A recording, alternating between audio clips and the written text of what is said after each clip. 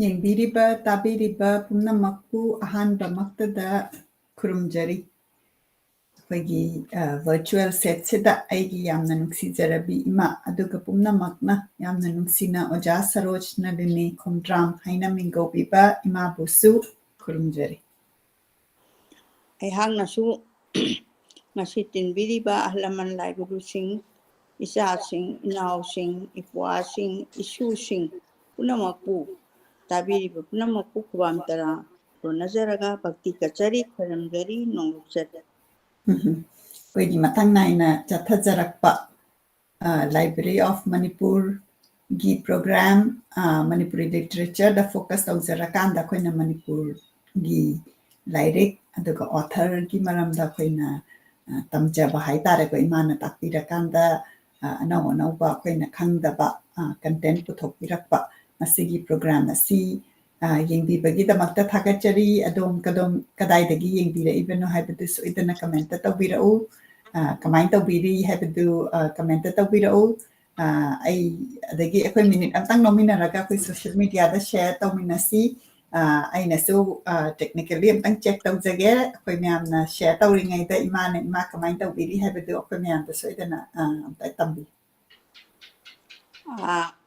ꯑꯩꯍꯥꯛ ꯑꯗꯨꯝ ꯅꯨꯡꯉꯥꯏꯖꯔꯤ ꯍꯥꯏꯅ ꯈꯨꯝꯖꯕ ꯇꯥꯔꯦ ꯑꯗꯨꯕꯨ ꯀꯩꯅꯣꯅꯤ ꯅꯣꯡ ꯆꯨꯗ꯭ꯔꯦꯅ ꯅꯣꯡ ꯅꯨꯡꯁꯤꯠ ꯑꯃꯨꯛ ꯃꯔꯛꯇ ꯅꯣꯡ ꯆꯨꯗꯅ ꯅꯨꯡꯁꯤꯠꯀ ꯀꯔꯤꯒ ꯃꯥꯌꯣꯛꯅꯔꯨꯔꯦ ꯂꯥꯁ ꯋꯤꯛꯀꯤ ꯇꯥꯡ 14ꯒ ꯑꯗꯒꯤ ꯑꯦꯔꯤꯌꯥꯗꯒꯤ ꯑꯗꯒꯤ ꯍꯧꯖꯤꯛꯅ ꯑꯃꯨꯛ ꯀꯩꯗꯧꯔꯦ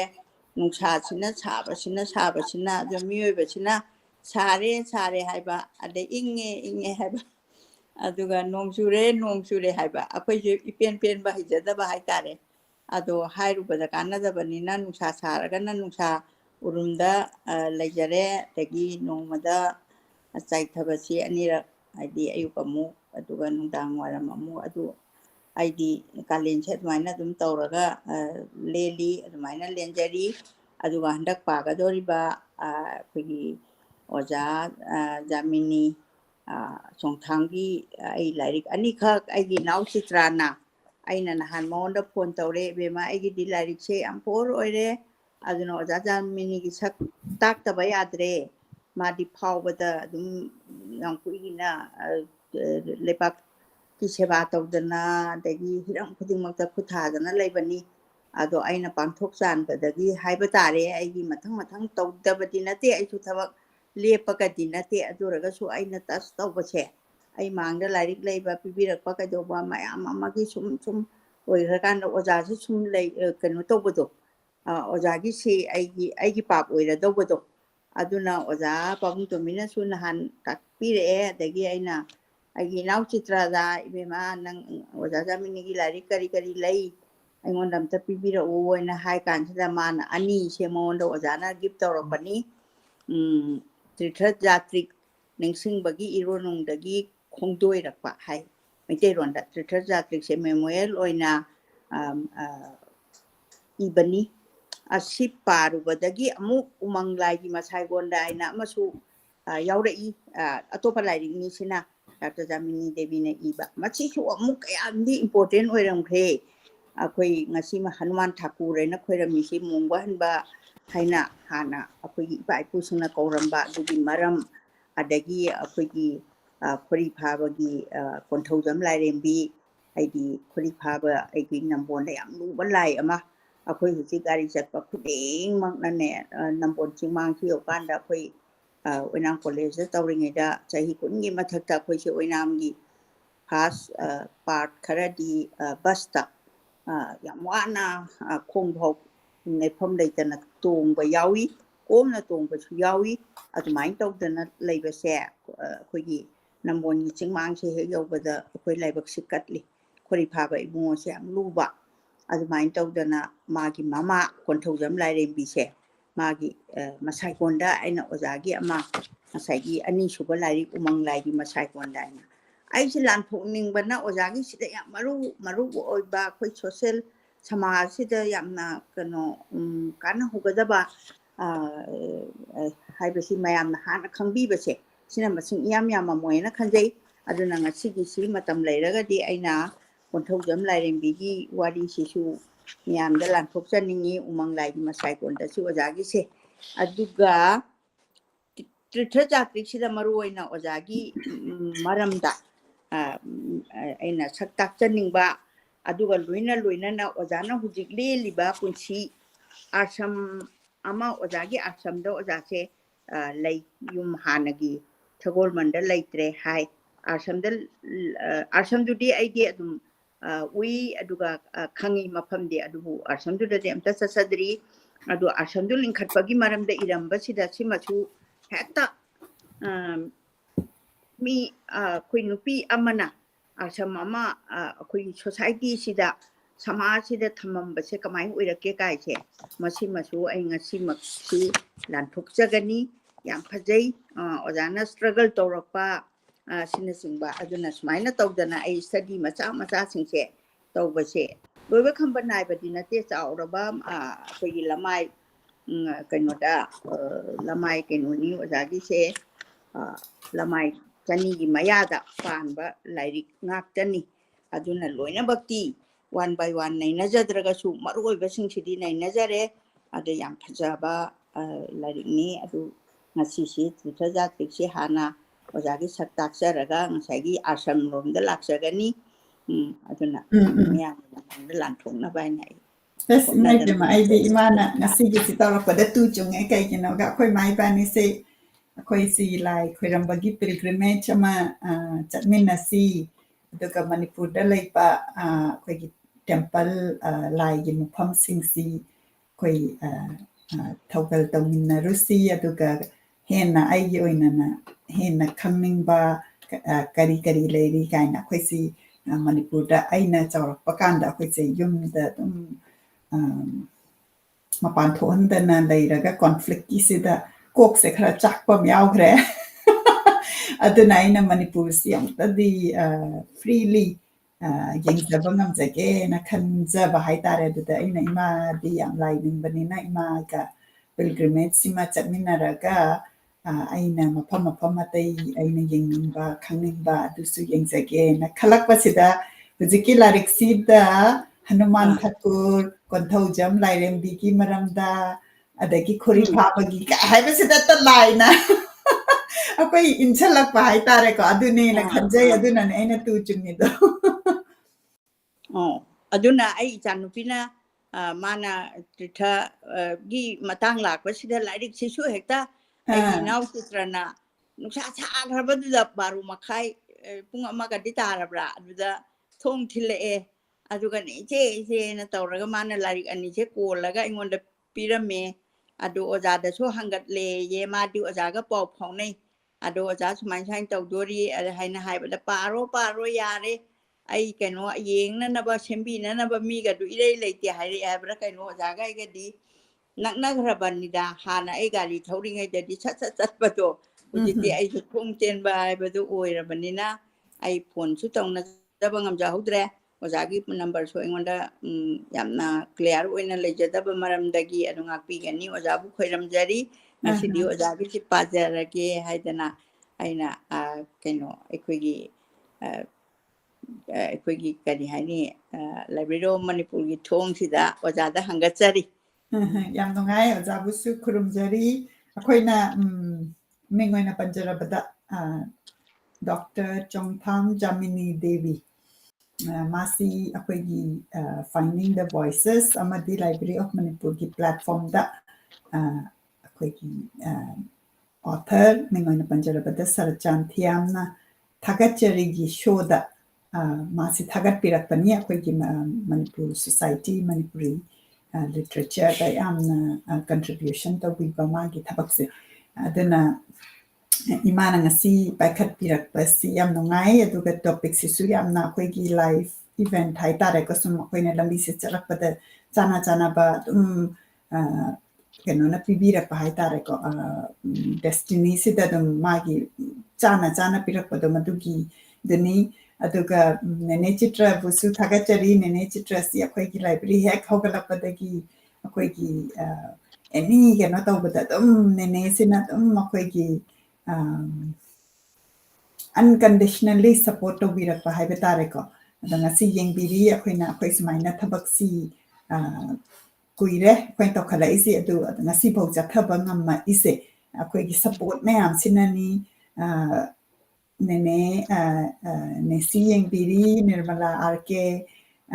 adagi akoi nene laija jamuna laishram su yang biri ujik adu nene mayam sina question birakanda sumaina unconditionally support to birakpa thabak ama tawba kanda yamna mangon dai hanba masi aingwanda yamna aigi thamoi da phausei aduna akoi gi ujik imaga tritha jetpase masida akoi nene mayam sisu aina akoi chatminasi lai khoiraminarasi manipur gi kadaida karamba temple lei adagi akoi hindu gi dang nataba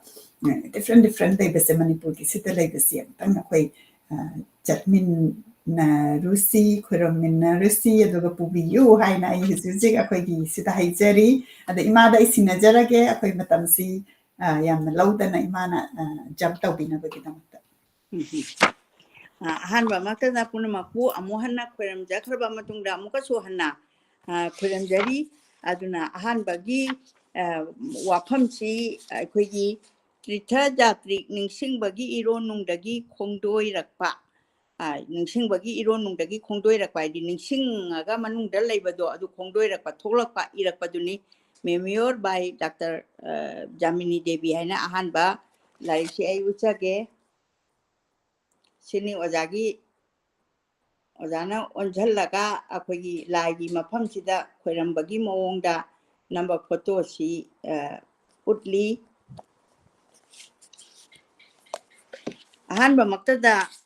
oja kana no habasi manipur punamakna khangbi janadi adum lairabani adubu akhoi kaino aihakna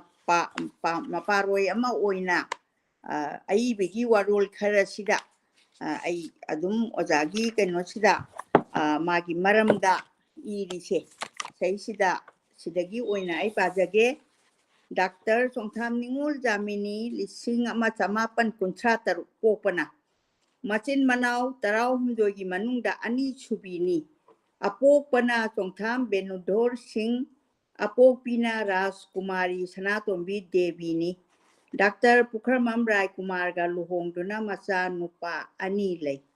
laifamna Devya Jyoti Ashram ojagi hujik laifamse changang ghai uchekon Imphalda adu machida ojasi leire mahai masing Allahabad University dagi Master of Education Patna University dagi Diploma Physical Education and Sports aduga British Institution Bombay dagina Diploma Journalism Guwahati University dagina PhD ni ojasu makhal suna atopa mapangilamda tambirei thabak tawbana DM College combined physical education and sports ki oja GP Women's College Education ki reader DM College da commerce da principal oirami honorary post na chairperson Manipur State Commission for Women's ki 2006 to 9 che aduga visitor nominee oina Manipur University da Executive Council ki member oirami Samaj da khudol tamba Dr. Jamini Academy of Social Cultural Organization ki sansthan kaya aga khutsamne Manipur ki manung amasung mapal ki seminar conference kaya yaw thabaktagi potharaba matungda arsam amalin khatuna nupi amasung angangi ai phathorang lokhatuna samaji seba tawri hujik se saitegi lamda khudol tamba Dr. Jamini angangi larik tamnaba lariki aina hujik pajariba umanglai gi masai kondai si so angangi saite ne na thambirami ngasagi umanglai gi mayam aina haijagiba kharado aikoi gi mongbo hanba duga konthojam laireng bina chingba Dr. Jamini Education of Social Cultural Organization gi sangsan kaya ga khutsamnei Manipur amadi manung mapal gi seminar conference kaya yawi thabaktagi potharaba matungda asan amal linkhatuna nupi amasung angangi ai phathorang lokhatuna samaji seba tawri mathakta pajagre saitya gi lamda khudol tamba Dr. Jamini angangi tamnaba lairi i nupi ga mari leinaba wareng i wari macha langkoi wari culture gi matang da i mane ibal langkoi wari siang sipuna silok na balamdam da haiba saitya gi academy ꯐꯣꯡꯈ꯭ꯔꯦ ꯑꯦꯀꯥꯗꯃꯤꯅ ꯐꯣꯡꯈ꯭ꯔꯦ NCERTꯒꯤ ꯇꯦꯛꯁꯕꯨꯛꯇ ꯌꯥꯎꯈ꯭ꯔꯦ ꯃꯥꯒꯤ ꯋꯥꯔꯤ ꯃꯆꯥ ꯆꯤꯡꯂꯣꯟ ꯅꯨꯡꯗꯨꯒꯤ ꯋꯥꯡꯃꯗ ꯍꯥꯏꯕꯁꯦ ꯇꯦꯂꯨꯒꯨ ꯂꯣꯟꯗ ꯍꯟꯗꯣꯛꯇꯨꯅ ꯐꯣꯡꯈ꯭ꯔꯦ ꯃꯥꯅ ꯏꯕ ꯈꯪꯅꯤꯡꯕꯁꯤꯡꯗꯣ ꯍꯥꯏꯕ ꯂꯥꯏꯔꯤꯛꯇ ꯃꯅꯤꯄꯨꯔ ꯁꯔꯀꯥꯔꯅ ꯃꯅꯥ ꯄꯤꯈꯤ ꯁꯥꯍꯤꯇ꯭ꯌꯒꯤ ꯂꯝꯗ ꯈꯨꯗꯣꯜ ꯇꯝꯕꯗ B.R. ꯑꯝꯕꯦꯗꯀꯔ ꯑꯋꯥꯔꯗ ꯄꯤꯈ꯭ꯔꯦ ꯅꯦꯁꯅꯦꯜ ꯕꯨꯛ ꯇ꯭ꯔꯁꯠꯀꯤ ꯑꯦꯗꯚꯥꯏꯖꯔ ꯀꯃꯤꯇꯤ ꯃꯦꯝꯕꯔ ꯑꯣꯏꯅ ꯊꯧꯗꯥꯡ ꯂꯧꯏ ꯂꯩ ꯂꯥꯡꯕ ꯀꯧꯕ ꯖꯣꯔꯅꯦꯜ ꯏꯗꯤꯇꯔ ꯑꯣꯏꯔꯝꯃꯤ ꯃꯥꯂꯦꯝ ꯍꯥꯏꯗꯨꯅ ꯃꯤꯡꯊꯣꯟꯕ ꯋꯥꯔꯤ ꯃꯆꯥ ꯑꯦꯟꯊꯣꯂꯣꯖꯤꯒꯤ ꯏꯗꯤꯇꯔ ꯑꯣꯏ ꯃꯅꯤꯄꯨꯔ ꯃꯅꯨꯡ ꯑꯃꯁꯨꯡ ꯃꯄꯥꯟꯒꯤ ꯃꯦꯒꯥꯖꯤꯟ ꯖꯔꯅꯦꯜꯅꯆꯤꯡꯕ ꯑꯥꯔꯇꯤꯀꯜ ꯐꯣꯡꯏ ꯔꯥꯏꯇꯔꯁ ꯐꯣꯔꯝꯒꯤ ꯄ꯭ꯔꯁꯤꯗꯦꯟꯠ ꯑꯣꯏꯅ ꯊꯧ ꯄꯨꯈꯤ ꯃꯅꯤꯄꯨꯔꯒꯤ Sahitya Parishad writers forum cultural forum ꯂꯩꯀꯣꯜꯒꯤ ꯂꯥꯏꯐ ꯃꯦꯝꯕꯔꯅꯤ ꯍꯧꯖꯤꯛ ꯐꯥꯎꯕꯗ ꯂꯝꯀꯣꯏ ꯋꯥꯔꯤ ꯌꯥꯎꯅ ꯂꯥꯏꯔꯤꯛ 90ꯒꯤ ꯃꯊꯛꯇ ꯐꯣꯡꯈ꯭ꯔꯦ ꯗꯥꯛꯇꯔ ꯖꯥꯃꯤꯅꯤ ꯗꯦꯕꯤꯅ ꯁꯥꯍꯤꯇ꯭ꯌꯒꯤ ꯂꯝꯗ ꯈꯨꯗꯣꯜ ꯇꯝꯕꯒꯤ ꯁꯛꯈꯪꯗꯨꯅ ꯚꯥꯔꯇꯤꯌꯥ ꯗꯂꯤꯠ ꯁꯥꯍꯤꯇ꯭य ꯑꯦꯀꯥꯗꯃꯤꯅ doctor Ambedkar award for literature 2010ꯗ ꯑꯗꯨꯒ अखिल भारतीय हिंदी सेवा संगठन इलाहाबादना साहित्य सागर 2012ता अदुगा साहित्य मणिपुरी साहित्य परिषद इम्फाल दा साहित्य भूषण 2023 दा हिंदी साहित्य सम्मान प्रयागना विश्व भारत सम्मान 2023 दा अखिल भारतीय हिंदी देवी संगठन इलाहाबाद साहित्य बासपति 2023 cultural forum Manipur outstanding women creative writer 2016 दा अदुगा मणिपुरी साहित्य परिषद मेघालय साहित्य रत्न 2016 दा उपाधि पीदुना इकाई खुमनख्रबनी अखोई ओजासे सुमाइन तौदना महाकी बायोडाटा सी सुमाइना थंबीरमी मनिंग थंबगी ओजागी फोटो सु यावरी सी आई उचगे सिदा अदुना आई हुजिक पाबसी हौजरगे आई बगी वारोल खरा मसागी त्रिशजात्रिसिगी कनोनी अहानबा होबदा पुंसीगी लानफमदा पजेंग फिरान थेतकिबा सकनारबा मियोय कयाना मसागी पुंसी वारी ऑटोबायोग्राफी इदुना थमलमी मागी मतमदुदा थेंगनखिबा समाजगी थौदो अथोक महांगना समाजदा लौखिबा थौदांग Kayadhu इथोकलंबा अदुना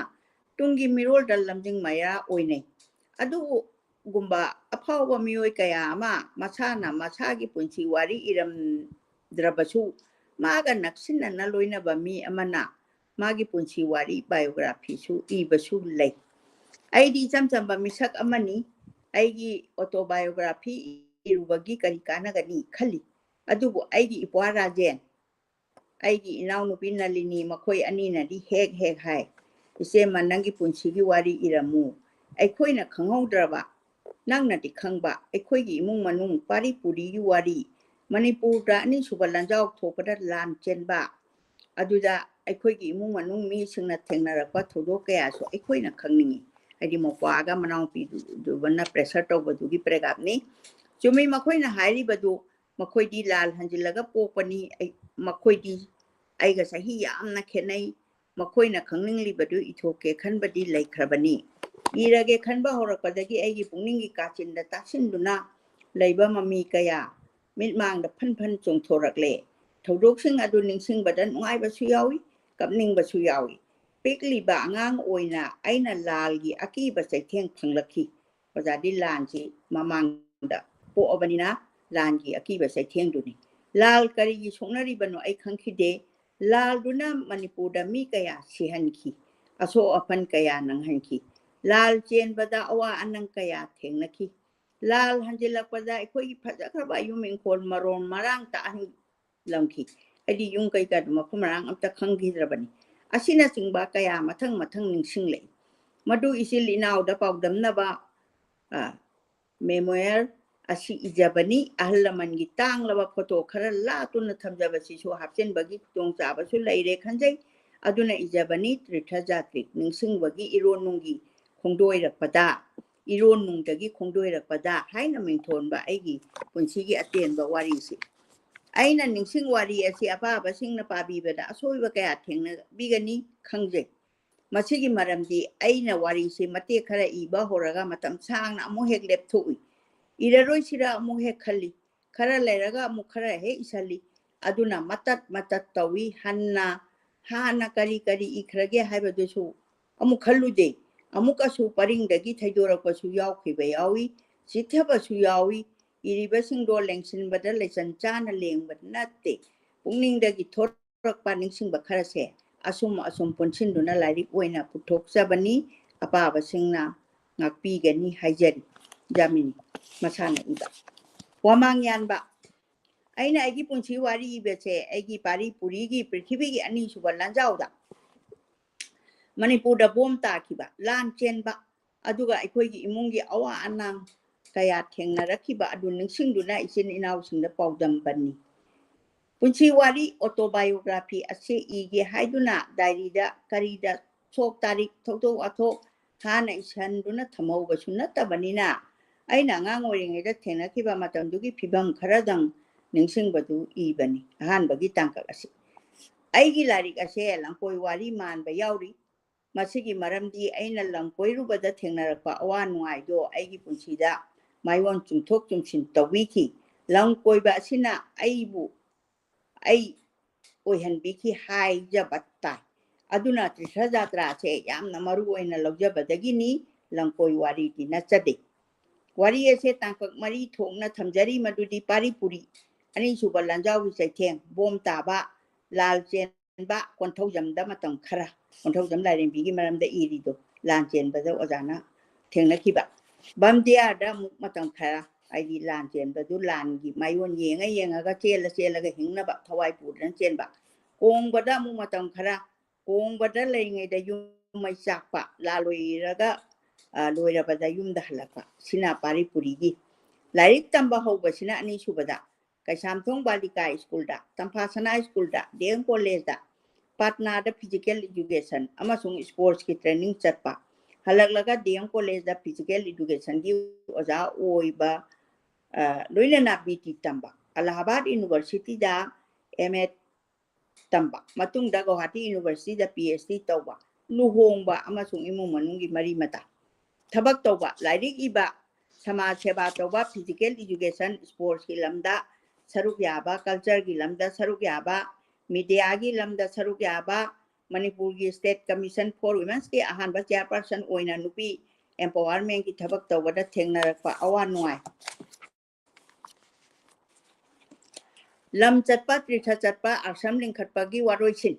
masi saita gi khutphong dokta iba nate itihas sun nate ningsing wari khara pareng lengsin bani aduga report tawba manba matang su thengna bigani ahan bagi tangka ase aina piklingai chahi 5-6 surakpa matangda Manipur da bom ta bada thengna hoba akiba nuai tabado ningsing laga ibani lairik tamdringai chahi 5 gi angang amana kari bukhanglugani chahi amlaga gyan taraga iban natabanina ningsing badusu matat paring pathap chana lengsilaga iban natte aina aigi punchi khongchat asida lairik khara ijaki adubu ningba thungde machu tade khangi karina ai ibagi matam naidi ining lakpada khara ek isanbani aina ahanba housewife ni aduga service tawbani yungi thaba inkhang su isana tawjabani college ki lecture oibanina chhatra sinda takpi na balari pabasu ta aduna matam yamna chinjai aigi ipuroi bachu ningai yamna chawi magi yana na basatpada su arai banate lu banan bagi aseng amangi wa yamna hai mahang masa makti chak thong basu haiti nomata su aigi teng pangbi banate aina yum palak par khambam imung su yamna orthodox oiba imung ni yai ya de yamna khai kunama ase ngak laga chatpada lari ibase machu chuna dabani aduna asimadi haidaba yararoi aina khara khochin badu ipuroi bada khara pabiu di he haijai aidi phat ekta isan bani maduna mana phajana semdopi ingraji da iba warabadi mahangna sumthopi aina aingondagi ingraji phajana iba heli mahang matam changna Dem College Science da Zoology subject ki lecturer senior lecturer tungda principal oiramki mahang lecturer oiringeda NCC ki officer su oirami mana ꯀꯥꯝꯇꯦꯗ training ꯆꯠꯂꯤꯉꯩꯗ all India ꯁꯨꯇꯤꯡ ꯀꯝꯄꯤꯇꯤꯁꯟꯗ best shooter ꯑꯣꯏꯕꯒꯤ trophy medal ꯐꯪꯂꯛꯈꯤ ꯃꯗꯨꯁꯨ ꯉꯁꯤꯁꯨ ꯑꯩꯅ ꯊꯝꯖꯤꯜꯂꯤ ꯃꯥꯅ ꯃꯍꯩꯔꯣꯏꯁꯤꯡꯒꯤꯗꯃꯛꯇ ꯂꯥꯏꯔꯤꯛ ꯈꯔ ꯏꯔꯝꯃꯤ ꯁꯦꯔꯤꯀꯜꯆꯔ ꯑꯃꯁꯨꯡ ꯁꯦꯔꯤꯀꯜꯆꯔꯗ ꯃꯍꯥꯛ PhD ꯅꯤ ꯃꯥꯅ ꯏꯔꯝꯕ ꯁ꯭ꯇꯗꯤ ꯑꯣꯐ ꯖꯨꯂꯣꯖꯤ ꯍꯥꯏꯕꯁꯦ ꯚꯣꯂꯨꯝ 2ꯗ ꯃꯍꯥꯛꯅ ꯂꯩꯈꯤꯗ꯭ꯔꯕ ꯃꯇꯨꯡꯗ ꯅꯝꯊꯣꯛꯇꯨꯅ ꯐꯣꯡꯗꯣꯛꯂꯒ ꯃꯉꯣꯟꯗ ꯑꯩꯅ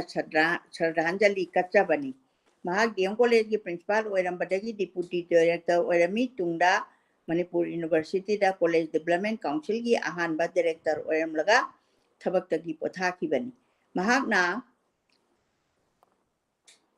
ꯌꯨꯅꯤꯚꯔꯁꯤꯇꯤꯒꯤ ꯑꯦꯗꯃꯤꯅꯤꯁꯇ꯭ꯔꯦꯁꯟꯕꯨ ꯌꯥꯝꯅ ꯂꯤꯡꯅ ꯊꯝꯅꯤꯡꯕꯗꯒꯤ ꯌꯨꯅꯤꯚꯔꯁꯤꯇꯤꯒꯤ ꯑꯣꯐꯤꯁꯥꯔ ꯕꯨ ꯄꯨꯛꯅꯤꯡ ꯊꯧꯒꯠꯅꯤꯡꯕꯒꯤ ꯑꯄꯥꯝꯕ ꯐꯣꯡꯗꯣꯛꯏ ꯃꯍꯥꯛ ꯂꯩꯈꯤꯗꯕꯁꯦ ꯈ꯭ꯔꯤꯁꯇꯥꯕꯗꯤ 2005ꯒꯤ ꯐꯦꯕ꯭ꯔꯨꯋꯥꯔꯤꯒꯤ ꯇꯥꯡ 2ꯗꯅꯤ ꯃꯍꯥꯛꯅ ꯂꯩꯈꯤꯗ꯭ꯔꯕ ꯇꯨꯡꯗ ꯃꯥꯒꯤ ꯃꯤꯡꯗ ꯑꯩꯅ doctor Raikumar award for best officer of the year ꯍꯥꯏꯗꯨꯅ 2009ꯗꯒꯤ ꯍꯧꯗꯨꯅ ꯆꯍꯤ ꯈꯨꯗꯤꯡꯒꯤ ꯃꯅꯤꯄꯨꯔ ꯌꯨꯅꯤꯚꯔꯁꯤꯇꯤꯗ ꯑꯐꯕ ꯑꯣꯐꯤꯁꯥꯔ ꯑꯃꯗ ꯑꯋꯥꯔꯗ ꯑꯃ ꯄꯤꯔꯤ ꯑꯩꯒꯤ ꯀꯥꯏꯔꯕ ꯊꯃꯣꯏ ꯑꯁꯤꯅ ꯃꯥꯒꯤ ꯃꯐꯝꯗ ꯅꯤꯡꯁꯤꯡ ꯈꯨꯗꯣꯜ ꯑꯁꯤ ꯇꯝꯖꯕꯅꯤ ꯑꯩꯒꯤ ꯊꯃꯣꯏ ꯀꯥꯏꯈꯤꯕ ꯑꯃꯅ ꯑꯩꯒꯤ ꯑꯃꯠꯇ ꯄꯣꯛꯆꯕꯤ ꯏꯆꯥꯅꯨꯄꯤ ꯔꯥꯏ ꯄ꯭ꯔꯕꯤꯅꯥ ꯂꯩꯈꯤꯗꯕꯁꯦ 1968ꯒꯤ ꯑꯦꯄ꯭ꯔꯤꯜꯒꯤ ꯇꯥꯡ 3ꯗꯅꯤ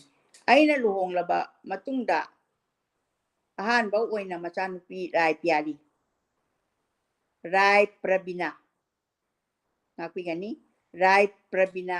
ꯈ꯭ꯔꯤꯁꯇꯥꯕꯗ 1969ꯒꯤ ꯐꯦꯕ꯭ꯔꯨꯋꯥꯔꯤ ꯇꯥꯡ 13ꯗ ꯄꯣꯛꯄꯅꯤ ꯃꯍꯥꯛ ꯊꯅꯝꯂꯒ ꯑꯩꯍꯥꯛ ꯑꯦꯂꯥꯍꯥꯕꯥꯗ ꯌꯨꯅꯤꯚꯔꯁꯤꯇꯤꯗ ꯂꯥꯏꯔꯤꯛ ꯇꯝꯕ ꯆꯠꯂꯨꯏ ꯑꯩꯅ ꯍꯜꯂꯛꯂꯕ ꯃꯇꯨꯡꯗ ꯏꯆꯥꯅꯨꯄꯤꯗꯨ ꯅꯥꯗꯨꯅ ꯁꯤꯈꯤꯕꯅꯤ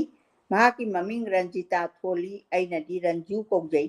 ꯃꯄꯥꯒꯤ ꯃꯤꯡꯗꯒꯤ ꯂꯧꯗꯨꯅ ꯔꯥꯏ ꯄ꯭ꯔꯕꯤꯅꯥ ꯍꯥꯏꯅꯁꯨ ꯀꯧꯏ ꯃꯍꯥꯛ ꯀꯨꯂꯩ ꯀꯨꯆꯨ ꯑꯣꯏꯅ ꯇꯧꯏ ꯔꯥꯁꯤ ꯂꯩ ꯄꯤꯛꯂꯤꯉꯩ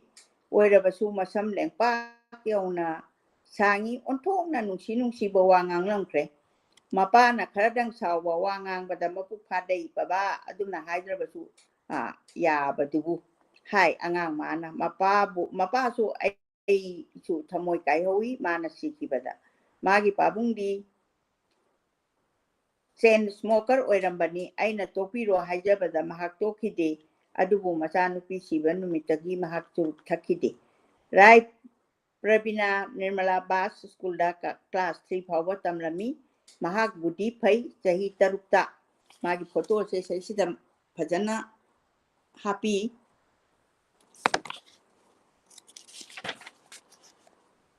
ꯂꯩꯈꯤꯗꯕꯅꯤ ꯑꯗꯨꯕꯨ ꯃꯍꯥꯛ ꯏꯪꯔꯥꯖꯤ ꯄꯥꯕ ꯉꯝꯈꯤ ꯂꯥꯏꯔꯤꯛ ꯃꯌꯦꯛ ꯆꯠꯇ꯭ꯔꯤꯉꯩꯗꯒꯤ ꯃꯆꯤꯟꯗ ꯁꯩꯔꯦꯡ ꯀꯌꯥ ꯆꯤꯟꯐꯥ ꯄꯨꯗꯨꯅ ꯁ꯭ꯀꯨꯜꯒꯤ ꯐꯪꯁꯟꯗ ꯀꯕꯤꯇꯥ ꯊꯤꯕꯗ ꯌꯥꯝꯅ ꯉꯛꯅꯩ ꯀꯥꯎꯗ꯭ꯔꯤ ꯅꯨꯃꯤꯠꯇꯨ JP ꯋꯨꯃꯦꯟ ꯀꯣꯂꯦꯖꯒꯤ ꯂꯤꯇꯔꯦꯔꯤ ꯐꯪꯁꯟꯅꯤ ꯑꯩꯅ ꯍꯥꯏ ꯏꯕꯦꯝꯃ ꯁꯩꯔꯦꯡ ꯑꯃꯇ ꯊꯤꯔꯨꯆꯣꯗꯅ ꯃꯥꯅ ꯒꯥꯔꯤ ꯆꯤꯡꯅꯗꯅ ꯄ꯭ꯂꯦꯠꯐꯣꯝꯗ ꯀꯥꯔꯒ ꯃꯥꯏꯛꯇ ꯀꯕꯤꯇꯥ ꯁꯥꯡꯈ꯭ꯔꯕ ꯑꯃ ꯊꯤꯔꯦ ꯄ꯭ꯔꯤꯟꯁꯤꯄꯥꯜ ꯑꯣꯏꯔꯤꯕꯤ ꯑꯣꯖꯥ ꯌꯦꯟꯗ꯭ꯔꯦꯝꯕꯝ ꯏꯕꯦꯝꯇꯣꯝꯕꯤꯅ ꯍꯥꯏ ꯖꯥꯃꯤꯅꯤ ꯅꯪꯒꯤ ꯅꯆꯥꯁꯦ ꯀꯩꯅꯣꯝꯃ ꯇꯧꯗꯧꯔꯤꯀꯣ ꯃꯍꯥꯛ ꯖꯒꯣꯏ ꯁꯥꯕꯁꯨ ꯍꯩꯈꯤ ꯈꯖꯤꯛꯇꯪ ꯇꯥꯛꯄꯗ ꯍꯦꯛꯇ ꯈꯪꯏ ꯅꯤꯔꯃꯂꯥ ꯕꯥꯁꯇ ꯇꯝꯂꯤꯉꯩꯗ ꯃꯈꯣꯏꯒꯤ ꯑꯣꯖꯥꯁꯤꯡꯅ ꯇꯝꯂꯤꯕ ꯖꯒꯣꯏ ꯇꯥꯃꯤꯜꯒꯤ ꯖꯒꯣꯏ ꯑꯃ ꯇꯝꯕꯤꯗꯨꯅ ꯃꯈꯣꯏꯒꯤ ꯄꯦꯔꯦꯟꯠꯁ ꯗꯦꯗ ꯅꯨꯃꯤꯠꯇ ꯁꯥꯍꯜꯂꯤ ꯅꯣꯡꯃ ꯑꯩꯒꯤ ꯄꯥꯕꯨꯡꯅ ꯑꯩꯒꯤꯗ ꯂꯦꯡꯉꯛꯄꯗ ꯔꯟꯖꯨꯅ ꯃꯙꯧ ꯈꯣꯏꯔꯝꯂꯒ ꯍꯥꯏ ꯏꯙꯧ ꯑꯩ ꯖꯒꯣꯏ ꯁꯥꯒꯗꯧꯔꯤ ꯅꯍꯥꯛ ꯑꯃꯨꯛꯇ ꯌꯦꯡꯕꯤꯔꯝꯃꯨ ꯍꯥꯏꯔꯒ ꯁꯨꯃꯥꯡꯗ ꯄꯥꯕꯨꯡꯒꯤ ꯃꯃꯥꯡꯗ ꯃꯥꯅ ꯀꯣꯏꯆꯦꯟ ꯆꯦꯟꯗꯨꯅ ꯃꯆꯤꯟꯗ ꯏꯁꯩ ꯄꯥꯔꯤ ꯄꯨꯔꯤ ꯄꯨꯇꯨꯝꯕꯤ ꯍꯥꯏꯅ ꯁꯛꯂꯒ ꯃꯈꯣꯏꯒꯤ ꯑꯣꯖꯥꯅ ꯇꯝꯕꯤꯕ ꯖꯒꯣꯏꯗꯨ ꯁꯥꯏ ꯄꯥꯕꯨꯡꯅ ꯃꯆꯤꯟ ꯈꯨꯝꯗꯨꯅ ꯅꯣꯛꯏ ꯃꯁꯤ ꯅꯨꯄꯤ ꯃꯆꯥꯁꯤꯗꯤ ꯃꯇꯥ ꯑꯃꯅꯤ ꯍꯥꯏ ꯑꯩꯒꯤ ꯏꯄ꯭ꯋꯥ ꯖꯣꯏꯀꯨꯃꯥꯔꯅ ꯅꯣꯡꯃ ꯅꯤꯅꯤꯗꯪ ꯇꯝꯕꯤꯔꯒ ꯃꯈꯣꯏꯒꯤ ꯁ꯭ꯀꯨꯜꯒꯤ ꯅꯤꯔꯃꯂꯥ ꯕꯥꯁꯇ ꯂꯥꯏ ꯍꯔꯥꯎꯕꯒꯤ ꯖꯒꯣꯏ ꯁꯥꯈꯤ ꯃꯥꯒꯤ ꯆꯍꯤ ꯃꯇꯥꯡ ꯑꯗꯨꯅ ꯃꯥꯅ ꯇꯧꯊꯣꯔꯛꯂꯤꯕꯗꯨꯗ ꯌꯥꯝꯅ ꯉꯛꯅꯈꯤ ꯑꯩꯅ ꯀꯜꯆꯔꯒꯤ ꯂꯝꯗ ꯄꯥꯝꯖꯕꯅꯤꯅ ꯃꯥꯕꯨ ꯄꯨꯗꯨꯅ ꯕꯤꯖꯣꯏ ꯒꯣꯕꯤꯟꯗꯒꯤ ꯁꯟ ꯁꯦꯟꯕ ꯂꯤꯂꯥ ꯁꯥꯟꯅꯕꯗꯁꯨ ꯁꯔꯨꯛ ꯌꯥꯍꯜꯂꯤ ꯀꯩꯁꯥꯝꯊꯣꯡ ꯇꯣꯞ ꯂꯩꯔꯛꯀꯤ ꯒꯣꯀꯨꯂꯥꯅꯟꯗ ꯃꯥꯟꯇꯣꯞꯇꯁꯨ ꯄꯥꯡꯊꯣꯛꯄ ꯖꯒꯣꯏ ꯔꯥꯁꯇꯁꯨ ꯈꯣꯝꯖꯣꯜ ꯂꯪꯍꯜꯂꯤ ꯁꯤꯗꯁꯨ ꯃꯥꯒꯤ ꯐꯣꯇꯣ ꯑꯃ ꯑꯣꯖꯥꯒꯤ ꯑꯃꯠꯇ ꯄꯣꯛꯆꯕꯤ ꯏꯆꯥꯅꯨꯄꯤ ꯂꯩꯈꯤꯗ꯭ꯔꯕꯤ ꯌꯥꯝꯅ ꯅꯨꯡꯁꯤ ꯊꯃꯣꯏ ꯀꯥꯏꯅꯤꯡꯉꯥꯏ ꯑꯣꯏꯕ ꯑꯗꯨꯒꯨꯝꯂꯕ ꯐꯣꯇꯣ ꯑꯃꯁꯨ ꯂꯥꯏꯔꯤꯛꯁꯤꯗ ꯍꯥꯞꯄꯤꯔꯤ ꯃꯍꯥꯛꯄꯨ ꯅꯤꯡꯁꯤꯡꯗꯨꯅ ꯑꯩꯅ ꯔꯥꯏ ꯄ꯭ꯔꯕꯤꯅꯥ Brothers Publication haiduna publication unit ama semgali aina iba lairik ayamba Rai Pravina Brothers Publication na phongi aihak langphai chatpada khudong chaba khara su phangki aina lam chatpagi experience tu phana yamna ningsing wari sida isille apa basingna masibu travelog la haina su khan basu yai masidi wakhal gi travelog ni aidi lam koi base tritra jatan ni logjai masina maram oidana aigi autobiography se tritra jatrik thonjai aihak nupi macha oirei makung pharak le yum pale hoji aihak chahi yamle ahloire punchi khongchata thengnarakiba thoto watho matam matung ina ahongba kaya laki matam adudadi amadadi lekai gi mising amana amagi da koinei amaga wari watai chanai ima khoi lekai gi ine singna wari watai chanabado makhoi gi marakta phamduna tabada angang oringai da khoi nungai jei hojikti adugumba tusu leitre kasamthong top leirak khodam leirak longjam leirak elangbom lekai moyang tho lerna singba kocha chatuna sanarambani aduna mising amaga yamna nakna mising amaga yamna naksinna khangnai bebhar tawnai hojing mafam singa do yum yamna sajinare chambal wangna khajinna khare lambi nakalda hana horambo palwapal kaya su yanthak khare aigi ipam ka samthongda aina chahi 63 helaba matam sidadi laikai duda ibu khangbiba mi leitre horaliba naha singna mahi masing tambada mathau chili harau kumai amna hongi cinema drama TV hena puning changi aduga miga di lapthokna bagi maram su oire ahongba maraga sida hanagi aigi punsida thengnarakiba gi atenba ningsingwari adu ijari bachi asida ojagi chamlapa yamna ojagi punsigi wari loinabak khangba yaudraga su oja kamaina horei aduga ojagi angang yum paraba matungda awaba thengnarapa punamak nuaitaba punamakse matang asida thambirami aduga aihana lasta ojagi kanose asam lingkhatpase masimtang ai ngachisi lanthokninge yamna kaiginoida ojana tawgiba struggle se aikoi khudingmak nasu masi khangbada yamna kanoni yamna nuaigani na khanjai arsam lingkhatpa ojana hujik leibiriba arsam se chahi waisilaklaba punsigi nungdang waram oraklaba matang sida ayak ingna chingna arsam amada lainingbagi apamba pogle aina lamchatpa matangda asam khara di yorure asamda chathariba thabak thoram laining laisol khara saruk yabagi tanja su phangba ngamkhre aina yoruba asam khara dang pallabada Pawnarda laiba Binoba Bhabe Ashram Pondicherry da laiba Sri Aurobindo Ashram Wadhada laiba Mahatma Gandhi gi Ashram Rishikesh da laiba Shivananda gi Ashram Haridwar da laiba Shanti Ashram Kankhal hai da laiba Mangal Ashram Assam gi Beltola da laiba Basista Ashram Guwahati gi Ulubari da laiba Kasturba Saranya Ashram asina singmani ojana yobiruba ashram singse ashram da laining labaso ai pongnafam khori lincha tapam thadokuna atopa lamdadi laining de adudagi aina ai iramdam sida ashram ama linkhatlabadi haina khanba hore ai wakhan sida adugi matangda aina akhang ai kaya sagaina tai mari mata imung manunggi mi singda wa hudui aduda kana matana pungning thogat pi khite aigi ipuroi beda hangba phawada mana hai ahal orakan sida nang bukanana na teng pangbi gani ai haira hakchang thotharak labana na teng pang bangam la roi ai ojike asam se lingkhat pada kan yamna support se phangi da bado chumina hak wang chawna operation tawduna lairubadagi phagalakpani mahak aibadi kaino se chawna operation ama tawduna lairubadagi phagalakpani onthona kalam khrabani NCC gi officer oringeda all India gi shooting competition ama ko kasu thongi bani best officer gi medal phangba ngamkhraba misakni Allahabad University की best drawer oirakpani adubu narubane chahi yam chilakpane mahaki pangal hanthaki adi ojagi mapuroi bagi adubu aina arsam lingbagi apambada mahangna thingbadi laikide arsamda aihak leiba leitaba arsam amadi soidana linglage aduga nupi amasung angangi yaifa thorang khara di tawrage chap yungna leble adu karamna linggadage idong khanba horakle aidi paisa leiba misu nate ai lau inkolsu leiba nate aina oja oirambagi phangba senpham khara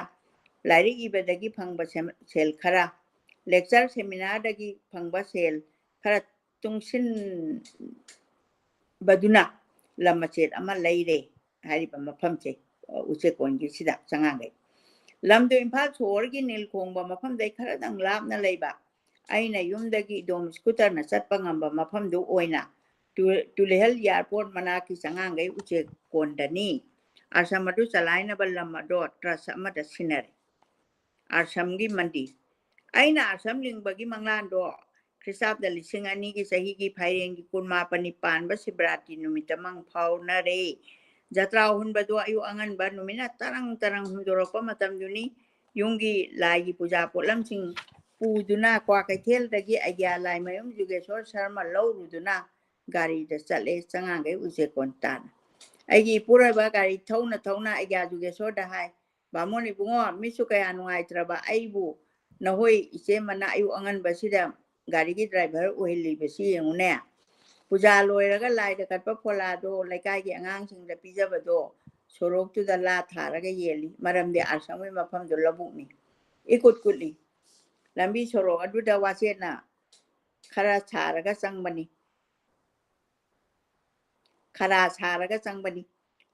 kona thangda aibu kalbhat haptuna lebak tholaga sang aina sengbat pani jatra hunbam phamdo asamgi sang macha ama pakhan khanduna sare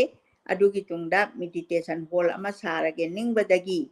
aina igi bung chongtham samarendra kauraga mafam adu yenghali man hai nangna pamba mafam du kadai da no hekta tawro labuki matai amada leitum ama hullaga aina hai aswai sidana phagadra phare nangna pamba do dum tawro hairami maramdi mafam do arsam sengbatani haibasida kanana su thajade tamona su thajade tamna mafam do sengbale akoi bari sambal khajale tarana asamgi pukri ama tawre